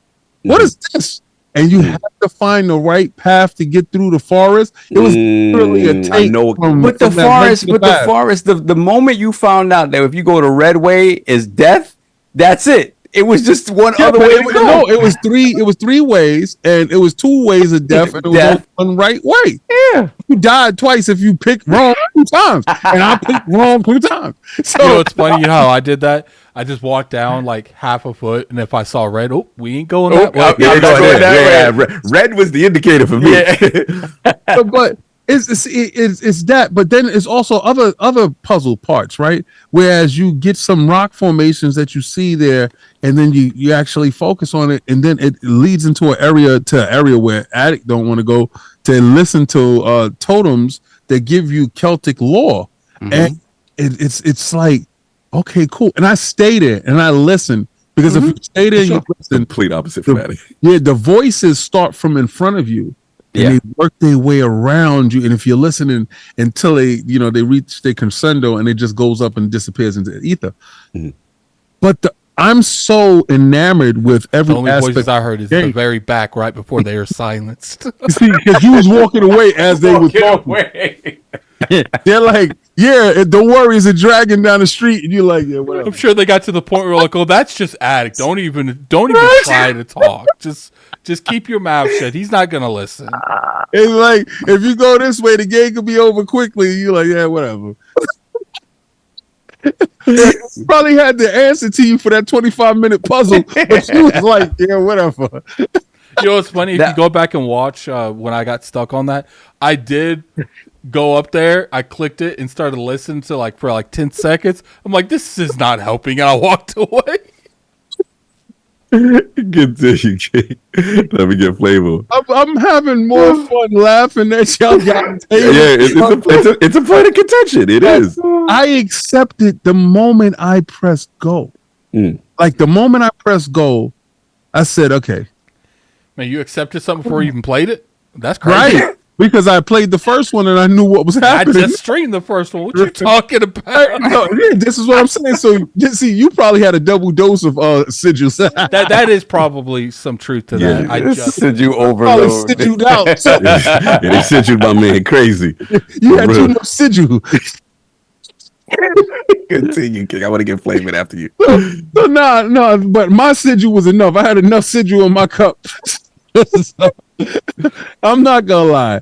I thought the puzzles was intelligent. I thought the way that the artistry that they went about certain other puzzles too that are optional, right, in the world that you don't have to do, but if you do want to gain additional lore to it, and you look at the rock formations and you focus on it, and you can get to another part. I just thought it was very intelligent and how they did it. I didn't find any boringness to it, and I didn't get stumped on anything. I just thought they were moderate. They weren't too intricate, and they were just right to get to keep the story progressing. No doubt. Flame, where we at with the seems like the most contentious part of this review. The puzzles and gameplay mechanics. So as I said before to Attic, before everything else just happened, there was a section in the game. It's in the caves where where one of the puzzles requires you to, jump down to a cliff, and you got some stuff on the. It's hard to describe without spoiling, but I didn't know you could actually jump down there because all the other cliffs were naturally looking and just look like just vistas to look at or whatever, right? So I didn't know that was what I was supposed to do. So I understand where Attic's coming from, that he can get stuck. There's another puzzle too, but these puzzles are some of the best looking puzzles I've ever seen in my life. The way that they're it's all about the presentation for me at the very least, because in the original Hellblade, it's giant doors with like a circle and like symbols. It's whatever, right? In this game, it's actually like natural parts of the environment that are then closed off by the sigils, and you see like this giant vortex of like bones, wood, and other parts of the environment, and it just feels like they're trying to stop you to focus a little bit because you're getting. It does feel like they're impeding progress. I'm trying to That's describe what it. Saul said. Yeah, so I do agree with Sav on that. But then you get to the different kinds of puzzles that Attic was talking about, where it requires water and stones, and the way that they make the environments look, it's like you're looking at a mirrored reality on top of you. Like, it's just spliced in, and it's trippy, and it's just looks so damn good. And sorry for cursing, but Oh, you good? like, I played the original Hellblade like 5 times, and whenever it comes down to some of the puzzles in that game, there's one in particular that I just, every time I load up the game, I dread having to go through that section. It's the kingdom where it's mostly just pitch black, and you're having to run away from something in the dark. That entire section of the game I'd never want to do again at all. But in this game, I would not mind doing any of the other puzzles at all. Like King said, they're moderate. They're digestible. There are plenty of them, but it all just feels kind of natural whenever you add the context of why these puzzles exist to the ones that feel like they're unnatural, because near the end of the game, they start mixing them up a little bit, and you could see that, oh, this is actually part of the narrative, not just something to keep me from progressing too quickly. So, in short, I loved it because I'm used to it. So, All right, we got a contrarian. All right, fine. I think I'm kind of in the middle with both of y'all. Attic knows I'm on record. I didn't like Hellblade 1. I call it the TTK puzzles. TTK, and then, where the K it's at? true. Yeah. And then it's true. what was pissing me off with the first one, especially, they have a little of this in the second one, is sometimes you be like, all right, this is the K over here. Because like you'll see all the little red Ks in the air. You're close. It's what is it? Hot peas and butter. It's like you're getting close, you're getting hotter, you get hotter. All right, cool. And I'm like, bro, it's right here. Like, why? And it's like, if you don't look at it at this very specific angle, Yeah. it don't want to give it to you. Now, where Hellblade 2 improves that is the accessibility and the haptics. And sometimes the Furies will that's what they are noticeably silent during these puzzles, but that's what they try to chime in and say, okay, you're a little close. You get that, she sees it. Okay. Or sometimes they laugh, they tease you. She doesn't say what is she doing. She's so stupid. How does she not see that? Like, I think that's kind of funny, right? So I'm like, all right, cool. Now, where Hellblade 2 scared me, the game initially starts off with what I consider the TTK bag again. And I'm like, oh, here we go. And I hate like 10 minutes. TTK. Yeah, like literally, I'm like, oh, we gonna have mad at these. Now, where I differ from Solvent Addict and where I call Line the King and Flame is that when we get past that, it was only like one or two of them, maybe one. But then when they did the ball thing, I said, yes, we are doing something different. I was like, oh yes, let's morph reality. Let's play with illusions. Let's do something other than TTK. Please. I thought that they didn't learn anything else but TTK. They thought people love. You know when someone spit a whack bar and they think it's hot. I was like, oh, they must think this is hot, but someone must have told them, no more TTK bars, do some new joint. And I'm like, oh, I like this. So I'm with Flame when they flipping things upside down, when they're morphing things, when I see the illusion of the blue mist, and I'm like, oh, I could take this away, this rock formation here. They let you know what could be manipulated and played with. Now, to Addict's point, I know where he's at, and that one part there, they do a combo. They do a 2TK, they do a joint, and I know I could tell where he was at because I almost got stuck there, and I just was very perceptive to look in another direction to see, okay, here's something else that needs to be manipulated. But this is where I'm with King 1000, and I know we can't spoil hidden folk stuff, but that chapter, the usage of the torches and the lighting and what I consider illusions was God tier for me. I stood up. I was like, oh, yeah, I was wrong. This puzzle for me, I know Saul probably like, yeah, they ain't do nothing for me. No, that's the one I said I liked. Oh, I didn't know. My bad. I thought you hated. I apologize for putting words in your mouth. Like, there were things where the puzzles made you had to trust certain situations and be like, okay, should I be doing this? This don't really look like this might put me in danger. This might be a bad thing. The Furies chime in. You talk about where they're like, put something in this hole. Like, you know, there's situations where the Furies like, you sure you want to do this to solve this puzzle? And then when you do it, they're like, stupid. I love when they do that. And what it felt like this ultimate descent. This whole chapter, it was just a beautiful thing. Then you go to these biomes that are so lush and so rich with, again, more puzzle mechanics that I'm seeing light sourcing, and the game is telling you to follow the light sourcing and to do these. It is beautiful stuff to me. Yeah, I was convinced for a second that when you put the question mark in the hole and then you grab the question mark from the hole later. I thought the question mark you was going to grab from the hole later was going to be the one from the first game. I know what you're saying. Yeah, man. So look, it is I will say this though. It is clear that Hellblade identifies itself as a game that's an extremely cinematic game. Yet we gonna give you these puzzles, and I think this will be a point of contention for some. Some people will be like, I don't know, fam, and other people are like, no, this is what Hellblade is. But I thought as it got on, especially, it's one thing I gotta say. This is the one I didn't want to forget. And King, I don't know if you did it. When you start using one of the puzzle mechanics in conjunction with water, I don't know if y'all got to that. And that part to me really, it gave me, without spoiling, Gears of War 1 Krill vibes, where you need to utilize the environment to stay alive. And you have something that could keep you alive, and you got to know when to give it up, when to use it in order to keep progression. And are you talking about water or the fire? Yeah, water and fire. Both. Torch. Okay. I'm just going to say torch. All right. Torch mechanics involving water without spoiling. Gotcha. Right. And to me, okay, I got you. It had a good horror vibe because the Furies was especially towards the end of that chapter 4 scenario where all the reds popping up and all the people popping up and you don't have anything to defend yourself. I felt like that was a very good horror section of the game. Yeah, they could make an amazing horror game. You know what's crazy? When I played this, because obviously they're going to make a third one because there is a trilogy. But I was thinking to myself, Let's hope.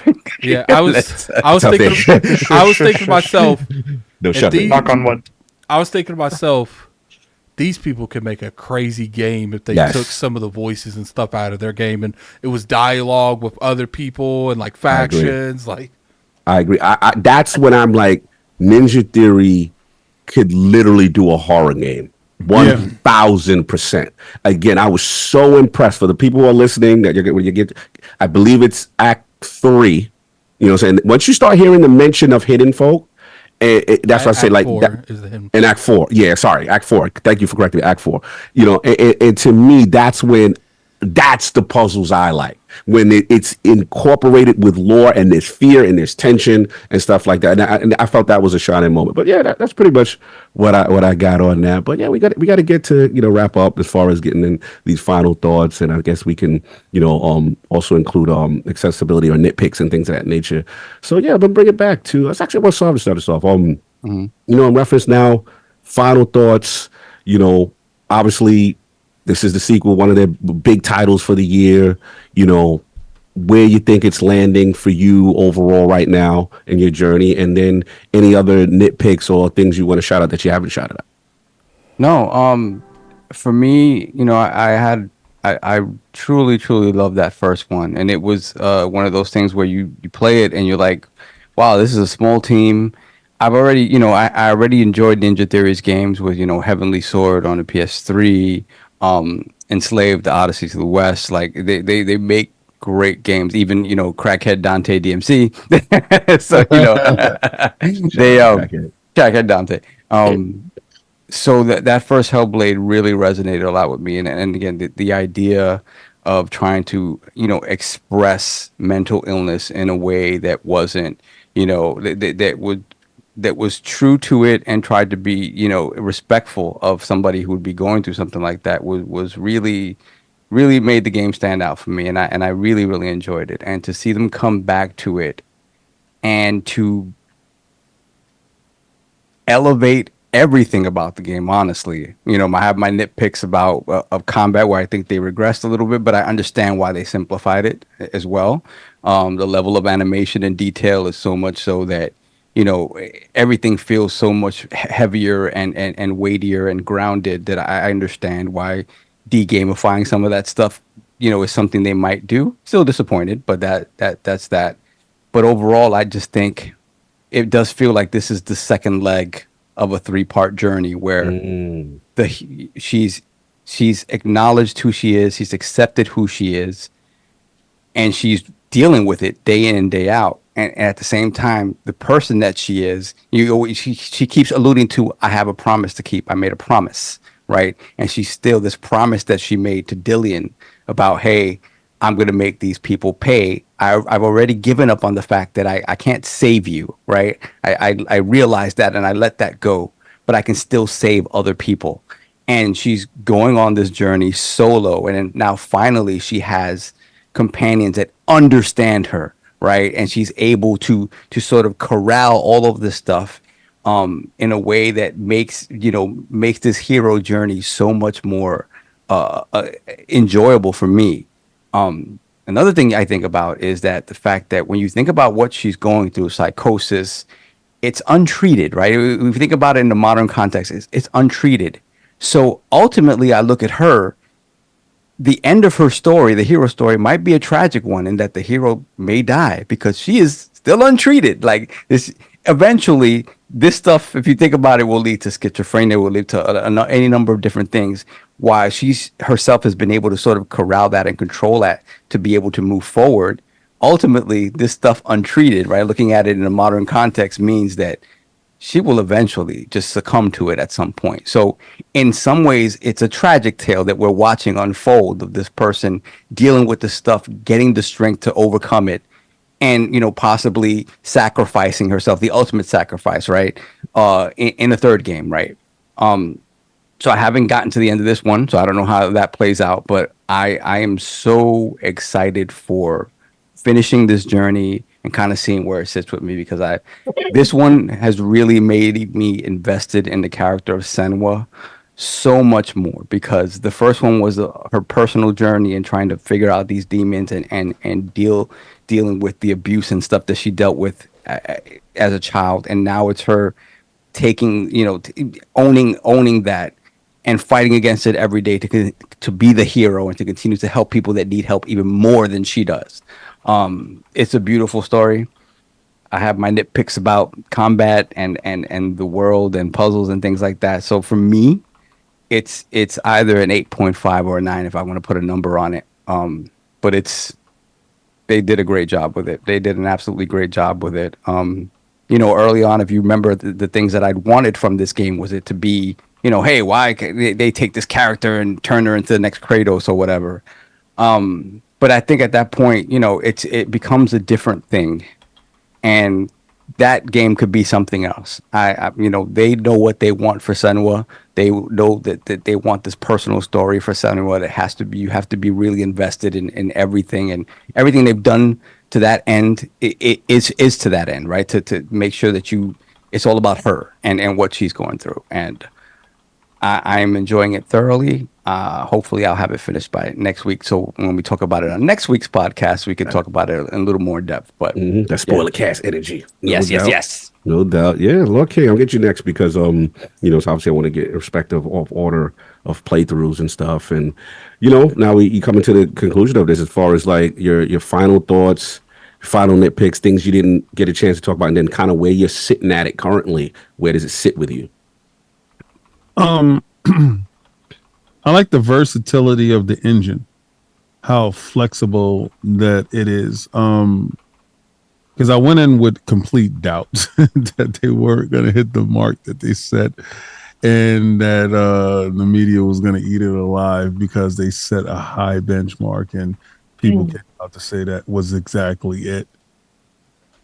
And they have more than exceeded my expectations for the game because I wasn't a true super fan of the first one, right? To be honest, I thought it was a good game. I did appreciate the fact that they did get picked up by Microsoft, and I knew what they were capable of. They exceeded those expectations from the initial trailer as far as delivering on their vision. Because if you look at the initial trailer, the vision has been delivered on. And I didn't think it was going to be possible. But then they exceeded that vision because you didn't get a chance to see how visceral and how in your face everything was going to be. Before they gave you how she was dealing with the psychosis. Now is how she deals with the world while dealing and accepting that she does have this affliction with her, but acknowledging, like you said, it has become her superpower because she's able to do things in this world that others can't. When she reaches the people that are supposedly normies and they explain what she's able to do, they're in disbelief because of this. So this turns into her superpower and she leans heavily into it. And the game leads you into that. And then the vast vistas that you do get to see, because this is a foreign land, not her land. Remember, she's exploring the land and learning of the land. And in the beginning, she's having trepidations with it because the thoughts in her head is telling her, you won't survive here. You need this land. You need this. You need that. You need to make sure that you hold on to this MacGuffin that she did get a chance to have in order to progress in this land. Don't let this MacGuffin go. And there's a part where I thought the MacGuffin was lost, but then to come to find out that it wasn't lost and it was actually necessary. But to see the evolution of the NPCs there, because my initial thought of NPCs that were there was something else. So the game, like I said, has kept me off balance. No matter what I do, I can't gain my bearing and say, I can definitively say, this is how it's going to end. This is how this story is going to go. And that is the best storytelling that you could do, because you keep your audience wanting more, to understand more about it, to find out what's next, what's the next experience that I'm going to get around this corner. Okay, we're going to go to this area. And sometimes you play games like this and you get lost into the boring. You get lost into the mundane. And I don't feel that.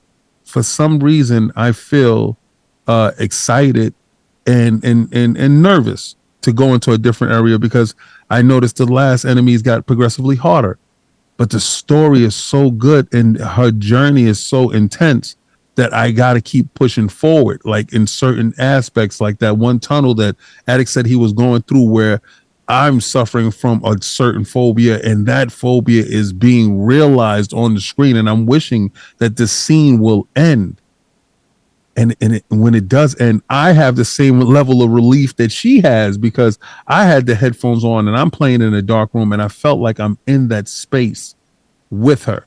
So these moment to moment things that are happening, I know it's going to end, and I'm super happy now knowing that it's a trilogy, because I get a chance to What? do it again on a grander scale. I hope it is a trilogy. That's my hope. Well, okay, Microsoft, you better take care of this, Darren.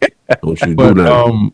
it's literally like an onion, and you keep peeling it, and it reveals more and more, and it gets more intense as you peel the onion further. And right now, it's like tears are streaming down my face. I don't know what more y'all gonna do, but I'm anticipating it, because you brought back early childhood memories of watching Conan the Barbarian, the live action with Arnold Schwarzenegger, and that whole scene with Crom, that with the cultists with Crom, and I went back to it and I was like, wow, it invoked that emotion and early King, and I'm like, this is something special. So you guys have won me over in the special category that sets it apart from normal video games. It's a different, it's an experience, and I know somebody's going to take this out of context and say, oh, well, I just wanted a video game. It's that, but it's so much more if you allow it to be, right? You don't allow your prejudice to overtake you going in, and just let it be what it is. And then you'll see the beauty within what it is. Like, don't fight and say, oh man, I can't throw my sword. Oh, I can't do this.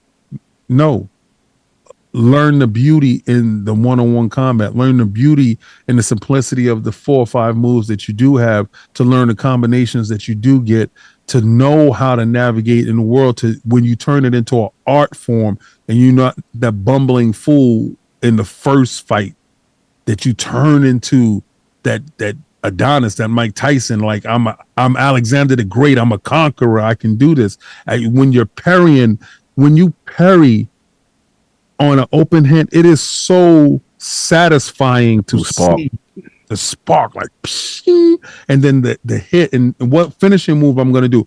One more thing I got to say. Let's go. Anytime I go through one area to the next, it's never the same animation. It's a subtle touch of the wall, a subtle move of the hand, a subtle peek inside. Sometimes you don't, sometimes you're looking back. It's so many different aspects of the animations going into just getting from one load area to the next load area. And I know it's a load area, but y'all took the care enough to show me that we're going to do something different every time you go into a different load area. I appreciated that part, because it kept me immersed. It wasn't like, okay, I got to push through this to get to the next area, that type of thing, so it could load in the next area. I know it's a loading area, but you hit it well, and you did it with the animations that made it feel different and unique. That's No doubt. Attic, you're up. Let's get to the 3 finishers left. So, Attic, you are up. Overall, final thoughts, things you didn't get a chance to highlight, any other nitpicks, and where does Hellblade 2 stand with you? I have to say Hellblade is a solid experience. If you enjoyed Hellblade 1, this is definitely the game for you. Like I opened up with my opening statement, Hellblade 2 is the most safe route they could have took with Hellblade 1. And, we can have a debate on whether or not you should criticize games for not taking more risks, because I do think that's a fair thing to, have a discussion about. But I will say that they did evolve Hellblade 1's formula in a lot of ways, and I do feel like what they had with this product is a solid product to play. When it comes to certain of the issues, I do feel like there are more issues with the pacing in this game than anything else because of some of the puzzles and the strategic places they put in the puzzles. But as far as that, the biggest thing I could say is, like, it's not that I have a hard time keeping up with the story. I had a hard time caring about, like, the overall arching story. And we can't really go into that a lot because of spoilers. I wish they would have brought that back a little bit. But besides that, it was a solid experience, Besides the puzzles, the demonic puzzles, I would honestly say that this is definitely worth playing. I don't know if we're rating. Are we? Are we giving or is that at the very end? I mean, you could do it. I was getting to the conclusion now, so whatever. Yeah, you I'd give it like an jump off 8 of that out now. of 10. 7, Okay. 8 out of 10. No doubt, Lord Flame, who will be reviewing it officially on lordsgaming.net. But yeah, final thoughts for you, man. The Hellblade 2 experience, any things you wanted to highlight that you didn't get a chance to, any other nitpicks or anything, just your final stance on Hellblade 2. Not really. All I'm really gonna say is that there are certain games that you never think are ever going to get a sequel, and Hellblade kind of felt like that to me. To anybody that's played it, you'll understand what I mean by that. It kind of feels like a story that was just written to be that one thing, and then I cannot imagine, considering the story stuff that we can't get into, how they thought of going in that direction for a sequel to a game that felt like it didn't necessarily need one. And I am very happy that it is kind of just a sequel to Hellblade. It's the same combat, with some caveats and some things improved in the presentation, and the puzzles being similar but having some slight variations with it, and the fear factor being upped, and the graphics being kind of what I think the benchmark's going to be moving forward. I think the game is going to set a new bar for everyone. I don't think everyone's going to be able to achieve it, but at the same time, back whenever Hellblade 1 released on the PlayStation 4 and PC, what they were able to achieve with 20 people back then still holds up as one of the best looking experiences that you can just play right now. Mm-hmm. And what they did with Hellblade 2 with 80, as opposed to what you see studios doing with 500 or more, it's special. It's something that I don't think was ever going to really happen. So, yeah, as far as scores go, I'm scoring it a little lower than Hellblade 1. But but for more reasons on that, I'll have my review on You go to lordsgaming.net for that one. Yeah, there's my shameless plug. But yeah, I won't tell you what the scores are, but it will be there in the review on the 21st, and well, the same day this goes up. So, And anyways, to be transparent, Flame's article will be in the description below. Yeah, we'll put that in there so you guys can click that link and get more descriptive. Yeah, I mean, pretty much in agreement with everybody. I want to give my final conclusion is this: like, this is going to be a divisive game only in the sense of what your expectation is, and if your expectation is coming into it, I want a way more gameplay driven, mechanic driven, or bigger experience. You may be disappointed in that respect. This is not that. This is Hellblade 2. This is a 7 to 8 hour concise experience. And this is something that I feel like when it comes to raising the bar as far as cinematic, immersive gameplay, sound, audio cue, and then in terms of mocap, to me, Ninja Theory has raised the bar. And to me, this is a moment of fidelity of, okay, what we saw at the Xbox Series X reveal oh, this is achievable and damn near close. You know what I mean? Now, granted, I played it on Series X and I was extremely impressed. You know, I can imagine, you know, on PC, you know, how that's looking. But I want to give also credit to the level of the voice acting, the narration. This is top notch stuff. And this is where, to me, Hellblade is its own genre. There is nothing really quite like this in gaming. Now, as far as the gameplay mechanics and stuff like that, as far as like the puzzle mechanics, totally fair. If people are like, yo, I wanted to level up on that. I was hoping for more that's fair. I think for me, you're gonna laugh, kid. This is what I always wanted Rise Son of Rome to be. It's true. So I'm a Rise Son of Rome guy. And Rise Son of Rome was very contextual, very proms, very samey after a certain while. You know, you always had the same thing. Hellblade does exactly what I wanted the evolution of that basic template to do, where now we're taking things to the next level. And oh, you think you can't control that? No, we're letting you control that. Oh, you think you're gonna get the same animation? No, you're getting every variation that you could possibly see. And like Rise of Rome at the time of its release, it was again a standard of graphical. That's what literally drew me to the Xbox One. I was just like, when they got off the ship, I'm like, what is going on? That's Hellblade is like, how is this possible? And they've made a conscious decision. I also want to give them credit for really the due diligence with, you know, mental and psychosis and how that works and how the person who's traumatized, how that experience is. To me, I feel the care is there. I think the accessibility options are awesome, you know, for people as far as custom configuration of your button maps, things like that. They even have things for people who can't do the intense fighting with the parries and the AI stuff like that. That stuff is in there. And I will say this, without spent, you know, I'll say end it, and I don't want to spoil because people got it. It's kind of what Sav alluded to. This is now where Senua is at now and where her journey is. And I think they do a fantastic job of showing where her place in the world was. I was very satisfied with the way things did conclude. If I probably had like one or two nitpicks, but again, I'm not going to spoil there. And I will say this though, you know, ending it also gave me another perspective that the game allows you to do. And I'll just leave it at that. And I think it's worth tackling that for those who get to that portion of their journey when they beat this game, because it really makes the lore more rich and exciting. And the best thing I could say is, yeah, it almost is like Saab said, like almost like a mini superhero's journey. So yeah, for me, I'm probably right now first watch, what do you call it? The first watch of the battle.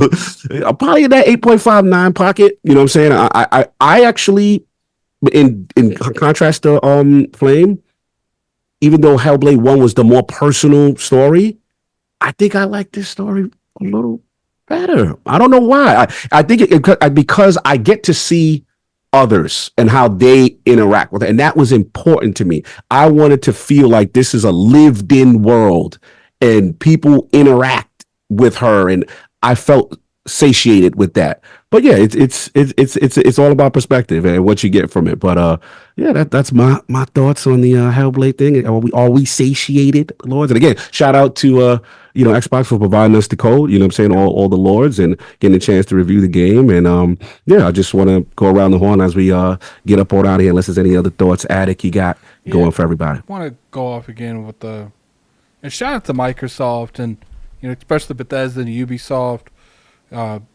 For letting us review this as a unit. I feel like this is still something new in the industry in general. I don't feel like a lot of people, if anyone, do this. I think maybe kind of funny. I do think kind of funny doing it to some degree. But shout out to them, because to me, you're not just getting one perspective review, getting all of our whole experiences in the game, and I think that's more valuable in the end. Yeah, and also I want to shout out the Furies. Both of them. They low key like the MVPs of the game as well. Yep. For a lot, just because when you see them in the mocap, they're circling the booth, and like as King put it, the yin and the yang, and the what did you call it? The doubt and the confidence. And the confidence, yeah. It really adds the devil and the angel on your shoulders. Yeah, man. I didn't want to use those analogy, but it is what it is. Yeah. Definitely what they saw. Solve final thoughts while we get up out of here. Yeah, I really hope this game hits. I really hope that people, like to King's point, give it a chance, and not critic, not Can't play be the critical. game. No, you can't. You can't 100% be critical. We're very critical here.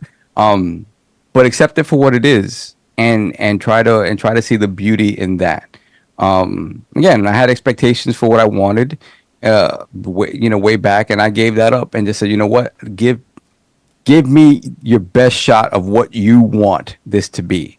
And, it is very clear from the onset of this game that there's nothing but reverence and love that they have for this character, and it shines through in every aspect of this game. Uh, it really is. I think it has the ability to be something special. It just, and I hope people gravitate to it. I really do. No doubt. King, on the way out on the outro, sir. Any things you want to say? No, I mean, I give it a 8.5. I didn't finish it yet, so that last 5% can go to a 9. I'm totally anticipating the end of this game, but also dreading that it's going to be over. So, but I can't stress it enough, the versatility of going from one console to the next without missing a beat. And I'm not going to lie. I don't know, for some reason, it felt like the Series S controlled a little bit better. I'm just saying, like, if anybody gets a chance, I don't know if it's just me. I don't know, but it felt like the Series S controlled a little bit better for some reason. I don't know, and I guess maybe once one of those sites get a hold of it and start to to figure it out. I'm gonna try it again. I'm gonna try some other stuff with it, but I'm also gonna try it on my PC to see. But I like the scalability of it because I didn't lose as much as I thought, and it still kept it fresh. So I don't know, it's a very unique game, and I know it's going to be scrutinized, but hopefully some of the tax can lean off of this one. I do, and I don't believe that they're in danger anymore, this studio at all, because with this level of talent, impossible for this studio to remotely be thought of as anything other than upper echelon in the Microsoft development squads. I want them to get a little bit more staff and a bump in pay, and I want to see what they really capable of. Like, because if this was done with a small scale group, I can't imagine what they would look like with like 100 people. I could not imagine what this group. But sometimes you can keep it tight and keep it small paws, and just focus on this right here. So maybe keeping them like the size that they are, it works well. Are they still working on Project Mara? That's the question. Yeah, I'm not sure. I remember that was also on the docket as far as projects, but we haven't heard from it since watching the season. It's been heads down to Hellblade to release. Hellblade, yeah, it'll be interesting because that was one of the other projects that we were very interested in. Yeah, but that's all I got. Flame, any final words before we get up out of here?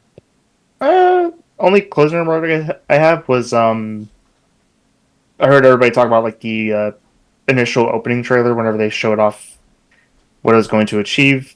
I think in a lot of ways it actually exceeds that expectations. I just hope people that play it understand that this is the sequel to Hellblade. If you want something that's more actiony, something that's more about combos and everything like that, this is not going to be your game. And I hate having to say that because I feel like people are imprinting a lot of different expectations onto it, and that's going to suck to see on release day. But I have faith that the game's going to come out just fine and do incredibly well. And hats off to everybody that worked on the game. It's very special. And there's the Lord's review. Shout out to Ninja Theory again. Shout out to Xbox for providing us the code, and let's hit here in our feedback and our critique. And you guys check this out and give